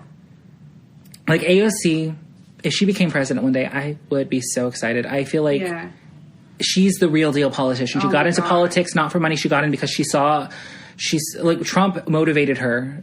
She's a product of Trump in the sense that Trump motivated her by all the horrible things he was. It motivated her to do a grassroots movement, and go door to door and tell people, I need your vote. I need this. This is why. This is my plan. And she fucking did it. And she's doing it. And she's not being quiet about it. She's not sitting down and shutting up and falling in line with Nancy Pelosi. She is standing up to Nancy Pelosi and everybody else saying, you know what, this is wrong. This is why it's wrong. This is why we need to do something better. And she's not willing to take no for an answer. And I think that is so admirable. That's why she's probably my favorite politician currently. And I am hopeful for her future. For sure. I am hopeful that she can affect positive change because honestly, she's up there with Warren for me. Absolutely. And maybe more so now. I mean, I love both of them. I love them both for different reasons. Yeah. Because I feel Warren like represents all that's good and positive and change and proactive thinking and planning and the people. And AOC is representing a push against like the racism and the bigotry that has been running our country. So it's hard not to fall in love with both of these women. Absolutely. And I hope they both are around for a long time to help influence our country in a better direction because I don't like the direction it's currently going in, and I'm hopeful for the future. I'm hopeful this is just one last hurrah of the racist white man before we outnumber them and feels like one step forward, 3 steps back though. Yeah, I know it's not. But it's always darkest before the dawn. You know what they say? That platitude, it's always darkest before the dawn. Hopefully, this is the dark part. And I don't want to discredit progress that has happened, civil rights and all of that. That's so important, and it's definitely shaped the way we do our country now. But I didn't grow up during the time of civil rights. You know, the people that did saw racism at its most horrific because that's what it was like then. But for me, this is the most horrific. This is what I've experienced as a citizen. Yeah, this is terrible for me. There's 2 different kinds of people being targeted right now, and I feel like this is the leader of our country. No one's ever openly done it. Not like this. No. Like there's just no fucking way you. Well, sure, but like not the leader of our country. Mm-hmm. I have no doubt in my mind that people have racist tendencies. There's all white male. They've made a racist comment here and there. I am positive of it. He did it openly for the world to see. Yeah. It's an embarrassment. I'm reading this article and then I'm done. Absolutely. Well, unless you have more comments. No, I'm just. I was just going to try and segue into it because I see how emotionally draining this is for you. I'm feeling really sick. Yeah, I think this is going to be a turning point in American history where we're finally going to have a conversation of race because as uncomfortable as it is, so many white people have been putting it off, and it's getting to the point where you can't put it off anymore. It's so blatant. It's so much a part of our reality. Scared. People of color are targeted by police. It's been proven. People of color have a harder time in life. They're given a harder lot in life, and it's just a reality. And more it's becoming more and more apparent. I'm genuinely scared that there's going to be some sort of like uprising, stomping riot. That's a big fear of mine. That terrifies me. I want me to be safe. I want my kids to be safe, and also I'm not contributing to this problem. But it scares me. Absolutely. And on that note, feels overwhelming right now. On that note, Jessica wanted to read this article by Goldie Taylor on the Daily Beast. And I'm going to read the most standout parts. It is a long article. We're definitely going to post it. We're going to do it in our description, and we're going to have it on our Instagram in the bio. It's a good article. I'm surprised it hasn't caused more controversy than it has, though, because it is a very one-sided view. Absolutely, but it's fucking... Yeah, I agree with the one-sided view. I co-sign it, girl. Yeah, I wish I had written this. This is an amazing, powerful piece, and we just want to give credit to Goldie Taylor and the Daily Beast. The words that you put into this, because this is, I think, very true to how Mario and I have felt from day one. Absolutely. And I think for the people who are so condescending to those of us who saw this coming, who saw this for us, we saw the wolf in sheep's clothing right off the bat. For those people For the sensitive people who could tell something. Who said, oh, you're overreacting. It's not that big deal that he got elected. It's a fucking big deal. And here's fucking proof as to why it's a big deal. Yeah. And I'm a pretty emotionally balanced person. Yeah. If an election makes me cry, there's a reason. Absolutely. I'm not a hysterical woman clutching my pearls. I am sometimes. I clutch my pearls a lot. Your pearls are beautiful, though. I clutch them, too. Thank you. Oh, my God. I got them from my grandma. They're from Avon. They're not real, but they're so beautiful. They last forever because they're plastic. All right, so here we go. This article was written by Goldie Taylor, and it was published on thedailybeast.com. Trump, the headline is, Trump is a racist. If you still support him, so are you. The subline is, the president keeps bearing his ass, and the people talking about his clothing as he does so are part of the problem. Here's the article. The president is a racist in his words and his actions. Before you go clutching your pearls and extolling the virtues of civility, please let me say this. Put a sock in it. This is not a new revolution, nor is this something that we can continue to ignore as though it were coming from the drunk uncle at the family barbecue. Bigotry is dangerous, and coming from our nation's commander-in-chief, it can mean an inability to recognize individual humanity and a failure to act with moral authority in times of crisis. Every person talking about his clothes as he cheerfully bears his ass is part of our problem. On Sunday, he claimed that the newly elected progressive Democrats originally came from whose governments are a complete and total catastrophe, and the worst, more corrupt and inept anywhere in the world. And he told freshman representatives Ayanna Pressley, Rashida Tlaib, Alexandra Ocasio-Cortez, and Ocasio-Cortez and Ilhan Omar, outspoken Democratic women of color who challenged the administration's inhumane immigration policies, to leave the country. 3 of the 4 women were born here in the United States. All are American citizens and duly elected members of Congress. Trump's repugnant rebuke of American values did not come out of thin air. It unfolded days after the Squad, which is what they're calling them, the Squad, traveled with a delegation of congressional Democrats to tour detention facilities in border states. What they found was deplorable. Reports of rampant abuse and neglect filled the airways, leaving Trump to again dismiss accurate coverage as quote-unquote fake news. Rather than focus on improving basic conditions and getting to work on bipartisan comprehensive reforms, the president basically said if immigrants didn't like how they were being treated, they should stay in their own country. This morning, he turned his ire on some of the most vocal critics in Congress, all of whom had previously called for his impeachment. Why don't they go back and help fix the totally broken, crime-infested places from which they came? Trump tweeted about the 4 congresswomen today. Then come back and show us how it's done. These places need your help badly, he went on. You can't leave fast enough. While Republicans predictably remained tight-lipped and oblivious, Democrats reacted swiftly. Quote, Mr. President, the country I come from and the country we all swear to is the United States, said Representative Ocasio-Cortez. Responded, you are angry because you can't conceive of an America that includes us, so you rely on a frightened America for your plunder. Mm-hmm. Quote, when the at-real Donald Trump tells 4 American congresswomen to go back to their countries, he reaffirms his plan to make America great again and has always been about making America white again. House Speaker Nancy Pelosi said in a tweet, our diversity is our strength and our unity is our power. Fucking cop-out. That was me, not the article. What, her comment? Yeah. I thought it was a great comment. I was here for it. It's true. It's fucking true. Yeah, but then she doesn't do what she said, so it's a cop-out. She was placating the American citizen. So if there's no action, it's a cop-out.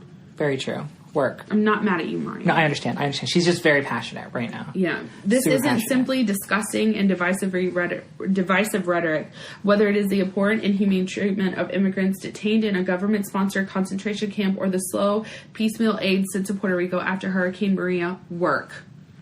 For some, his policies have been deadly. Mm-hmm. Certainly, this is not the first time Trump has shamelessly revealed himself in public. His Make America Great Again campaign was always about catering to our lowest common denominator, a hateful sector of the electorate that believes themselves culturally superior by skin color and religion. For years, even before mounting a formal bid for presidency, Trump regaled television news audience with racist conspiracy theories about former President Barack Obama. He pledged to send his investigators out to prove the nation's 44th president was not born in the United States. He later derided immigrants from Haiti, El Salvador, and African countries, calling those foreign nations shithole countries. He once said immigrants from Haiti all have AIDS, and that Nigerian immigrants would never go back to their huts. In Trump's mind, a judge's Mexican heritage made him incapable of ruling fairly in a civil fraud case against one of his companies, and he believes laziness is a trait in blacks. Trump's, whose real estate company was sued for housing discrimination in the 1970s, went on to place a full-page ad in the New York Times calling for the execution of 5 innocent black teenagers. Even after the Central Park 5 were exonerated, he refused to take it back. After Heather Heyer was murdered in Charlottesville, Virginia, amid a white supremacist protest, he lamented that there were some very fine people on both sides. Trump is not a defined person. His words Sunday were not racially charged, fueled, or tinged. They were unapologetically racist. And if you support him, so are you. Work. What a wonderfully written article. And it's all fucking true. If you voted for Trump and you are holding on to why you voted for him, I urge you to just step back and look at him as a man and what he's done for our country, and not just the things that you support for. Put yourself in the shoes of those who are speaking out, because this is not a group of people who are having a period cramp and an emotional reaction. We've all been affected by him in some way, shape, or form. For me, it's been Kim. Mm-hmm. And my mom growing up in a super racist part of New York and not wanting to see that for my children or for myself. And I am Puerto Rican, and there's always that fear that one day I'll lose citizenship or something, you know? Mm-hmm.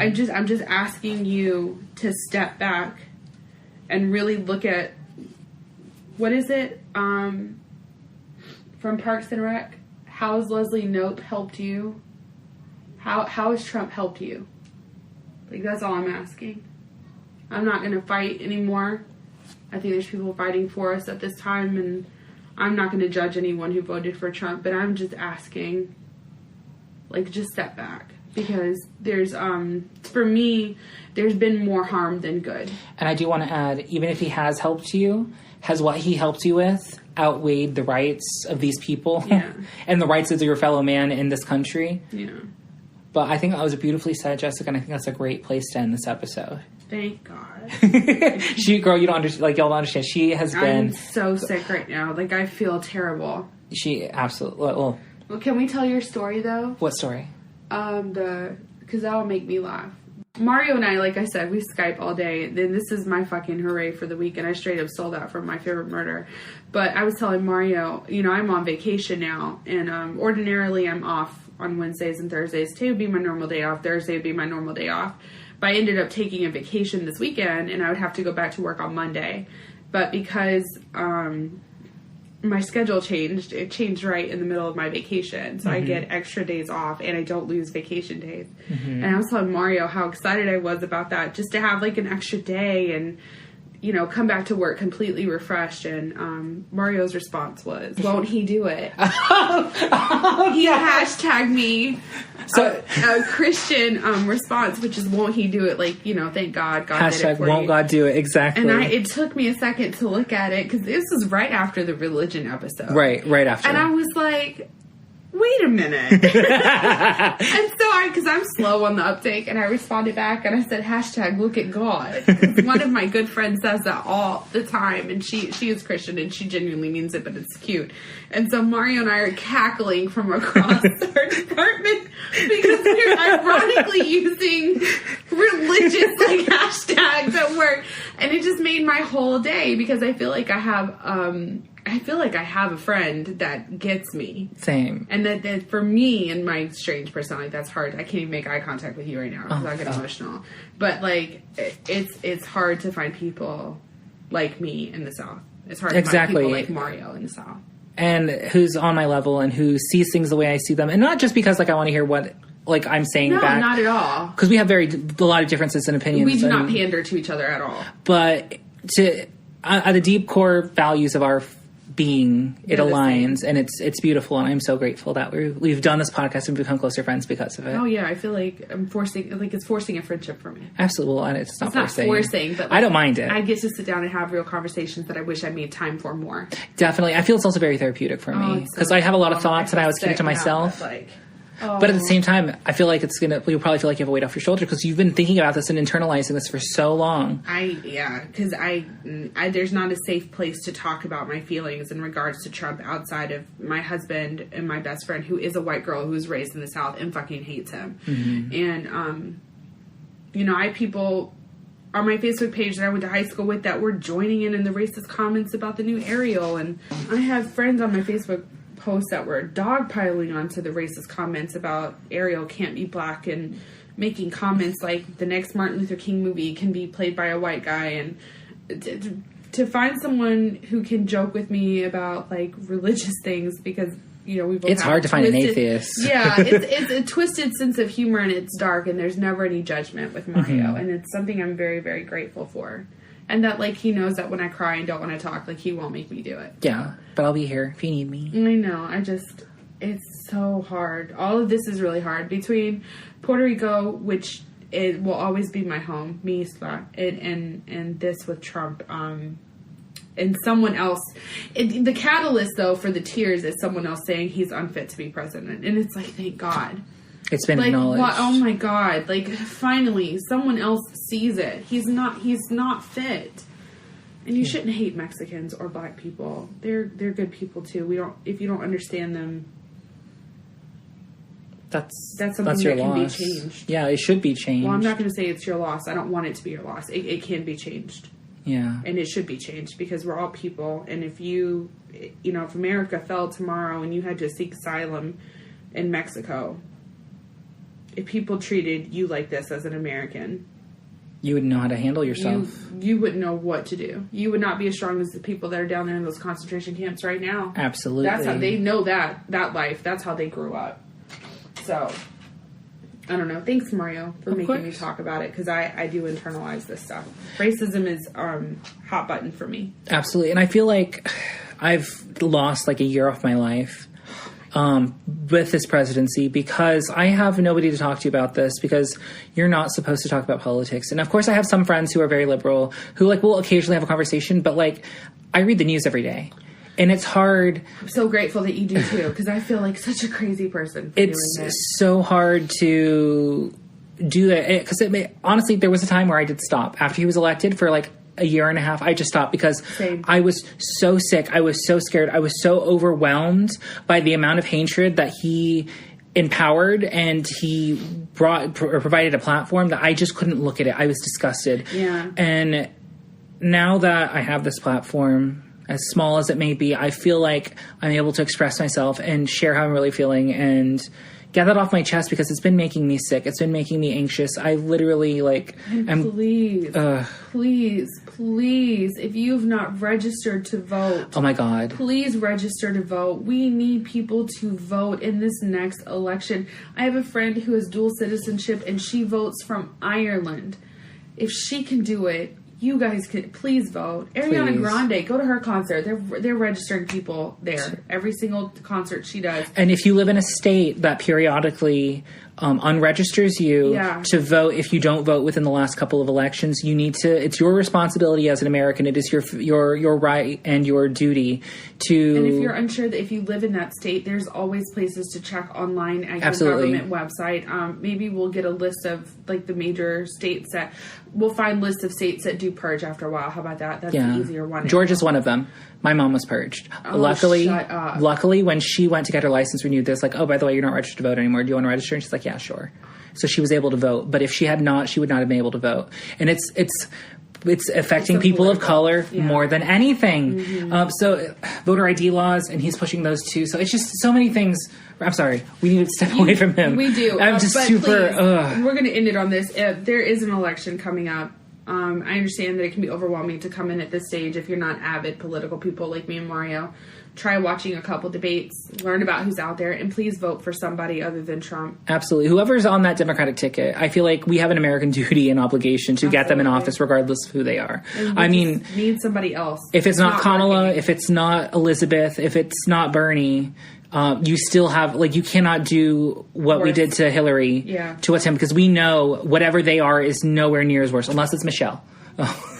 But you know, I even feel like if true, I don't know. We need somebody else in office, and please, like I said, if you voted for Trump, just step back and think about what we said. Don't take it as a personal attack. Please. Yes, and like listen and try and take somebody else's perspective into account, because if you are a white person who has privilege and doesn't want to acknowledge that privilege, I feel like it's your duty to, if you want to be a truly rounded person, to be able to understand the strifes of other people. I'm at the point in my life where I don't need you to acknowledge your privilege. I just need you to sit down. I need you to step away from the table. See, I can't say that because I know you're there, but in the same sense of saying it's your loss, it shouldn't be your loss because you're going to miss out on so many opportunities and learning about so many people if you just sit down. If you sit down, you're out of the conversation. You're not fine. You have learning, a choice you're not to growing. Sit down, or you have a chance to grow, but you can't stand in the way of progress. Yeah, that's my because you're going to be on the wrong side of history because this is the wrong side of history. And you don't want to be on the wrong side of this. Absolutely. I don't know. I love my country. I love my heritage. I love that I'm half white and half Puerto Rican. And I love that I'm different and odd and view things more passionately. And I love that I have a podcast with Mario. Those are the things I'm grateful for right now. And I'm grateful that I'm going to the beach with my husband for 4 days. Yes. And the beach is open. And the beach is open. And I'm grateful that no one died in the tropical storm. I'm grateful that there haven't been too many reported injuries as of right now in Puerto Rico. There's a lot of things for me to be grateful for, and I need to remember that right now. So absolutely. I am very grateful. I'm just sorely disappointed. And maybe on this trip you can avoid the news a little bit. I'll keep track of things that we need to talk about and just unplug, enjoy your family, enjoy the beach. You've just released all this stress. I know you're probably going to try and keep track of Puerto Rico. Try to put it. I can't not do that. But try not to focus too much on it. Like, maybe allow yourself a little bit in the morning. How about I just let you text me if there's something that you feel like I really need to know? I'm down. I can do that and for you. And then I'll just stay off of the news for because you deserve a break, girl. You deserve a break. I feel right like now. I'm going to throw up the second you leave my house. Exactly. I'm afraid that you're going to. Do I look that bad? Yeah. I'm not. I'm not. In the mirror. Well. Oh, yeah, it looked terrible. You don't look as bad now, but there is a moment where you were hunched over and your eyes were glazed and there was a shadow over your eyes. I'm like, oh my gosh. I just think about, what's going on and I get sick sometimes. That's why, like Mario, I disconnected for a while and I think I am going to disconnect this weekend. And I think also the reason I'm not as emotionally upset about this is because I've gotten to a place where no.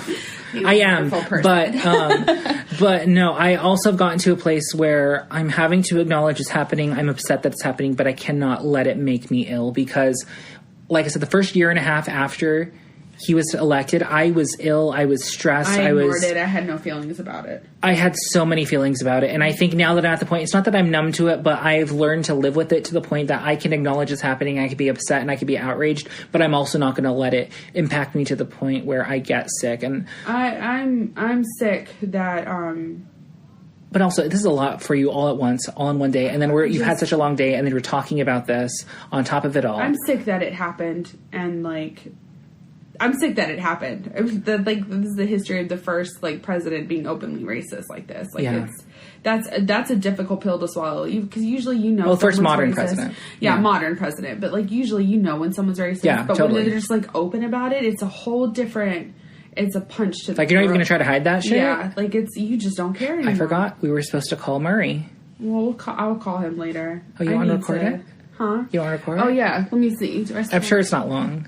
Because it's a lighthearted thing to end on. You're right. So what are you grateful for while I pull up this article? I'm grateful for my cat, Ricky. Ricky. So if you I'll post a picture of him on the Instagram. Yes. But, I've never seen Ricky. Really? Mm-mm. He's at my desk. I have a picture of him at my desk. I have 2 pictures of him at my desk. I mean, in person. Oh, well, yeah. Only Taylor has, actually. I guard him. Not that you're not allowed to meet him. It's just I've never had you at my house. Yeah. But I'm grateful for my cat. I'm grateful for my family. I'm grateful for my dad. I have a bad relationship. Well, not a bad relationship with my dad. I've had a worse relationship with my dad. And, we had a conversation randomly. Yesterday we were putting up fans. Because my mom wanted ceiling fans installed in 2 of the rooms downstairs because it's so hot, and we just needed a way to circulate air in a low budget way. But anyway, we were just having a conversation, and I don't even remember how we got on the topic. We were talking about religion because of Tom Cruise, and because he put on Edge of Tomorrow while we were working, and I was like, I can't with him. I'm sure it's a good movie, but I just cannot. And he's like, why? I can't watch him anymore either. And I said, because of his religious views and just his views in general and how crazy he is. And we brought it up, and he's like, yeah, that is really weird. I said, but at the same time, I feel the same way about other religions, older, Christianity and Judaism and Islam. I just think it's very strange that we're letting an Iron Age or a Bronze Age book dictate how we live our lives today 2,000 years later. And he's like, yeah, I guess I could see that too. It's like, it's kind of the same way I see gay people. Like, cause I was like, I just hate that they, my eyes got so big. It was a nice thing. It was a very good moment. Okay. Cause my dad surprised me in some instances. I'll tell another story and then we'll end with that. But, I can't remember the telephone number. But he said, because I said, I just don't want it forced on me. Like, you do you. If it makes you happy, you do you. Just don't try to force it on me within politics, within anything. And he's like, yeah, that's kind of the same way I view gay people. Like, I know I've served with gay people. I've known there have been gay people since the beginning of time. Like, that's the way I view it. As long as, like, my dad's very big on masculinity. So, like, I'm super femme, but he doesn't know it. Like, he thinks no. Because if he knew how flamboyant I was in some regards, I think he would be appalled. Because he made a comment essentially like I know you're gay and I'm cool with it because you're still a man and you still like act like a man. Which I do. Like, I'm not saying I don't, but I've been emasculated my whole life just for my voice, for my appearance, for how I act in general, for my queerness. Just male or female anymore. Oh, of course not. I don't either, but this is in the spectrum of my father's view. Sure. And so he's saying, he said, you know, like, that I've served with gay people and I don't have an issue with gay people. Just don't try to hit on me, you know, and I'd be fine. And that's really all you can ask for. Like, and even if they do hit on you, it's not the end of the world to say, yeah, no, man, I'm not interested. And as long as you're fine with it, it's like, cause he's had that happen before. He's been hit on. She's like, yeah, no, sorry, dude. That's not me. And as long as they don't push it, he's cool. And so, like, that was just really nice to hear my dad. Cause like my dad and I rarely talk about my queerness and just my personal life in general. And the fact that he just made that comment offhand was just really nice. It's just like one time, this last little part. One time we were putting away Christmas decorations, and I hate Christmas. It stresses me out. I think the decorations are pretty. I don't want to have anything to do with the decorations. So my mom does everything for Christmas. Like, when Christmas time comes, I will post pictures on the Instagram. We have 3 Christmas trees, like 5 Christmas villages, garland everywhere. We have the inflatables in the front yard, lights everywhere. Like, our power bill is astronomical because of it, but my mom loves it. And so we're putting it away, and I said, God, I hate Christmas decorations. When I move out and I'm like on my own, I'm not going to do it. And he's like, yeah, well, I hope whatever person you marry, because this is before I had come out. It's like, whatever person or whoever you end up marrying, they don't like it. And he was very clearly gender neutral, and it was just really nice and touching. So, like, it's cool to know that my father accepts me despite what I feared and despite how things were in the past. And I've been reflecting on that since last night because of the conversation we had. So that's my fucking hooray in the terms of stealing that from my favorite murder. Because they talk about dark things and they have to. And on a high note, and I think it was very necessary for this episode because Jessica got to a very dark place, and I don't want to just leave. I don't want to leave on a dark thing, and that's why I'm insisting we call Murray. And I found the numbers, so we're going to do it, and I'll be okay. I'm starting to feel better. I'm glad. Listening to your story gave me some hope. Oh. So that's good. We can't say it that way, girl. No, it does. It gives me Emerson Sparks is going to sue. Oh, whatever.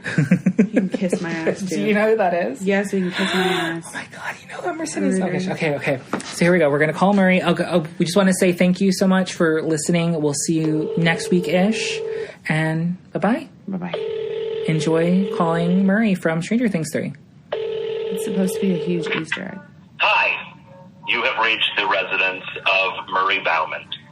Mom, if this is you, please hang up and call me between the hours of 5 and 6 p.m. as previously discussed, okay? This is Joyce. Joyce, thank you for calling. I've been trying to reach you. I have an update. It's about, it's probably best if we speak in person. It's not good or bad, but it's something. If this is anyone but my mother or Joyce, well, you think you're real clever getting my number, don't you? Well, here's some breaking news for you. You're not clever. You're not special. You are simply one of the many, many nimwits to call here, and the closest you will ever get to me is this pre-recorded message. So, at the beep, do me a favor. Hang up and never call here again. You are a parasite. Thank you, and good day.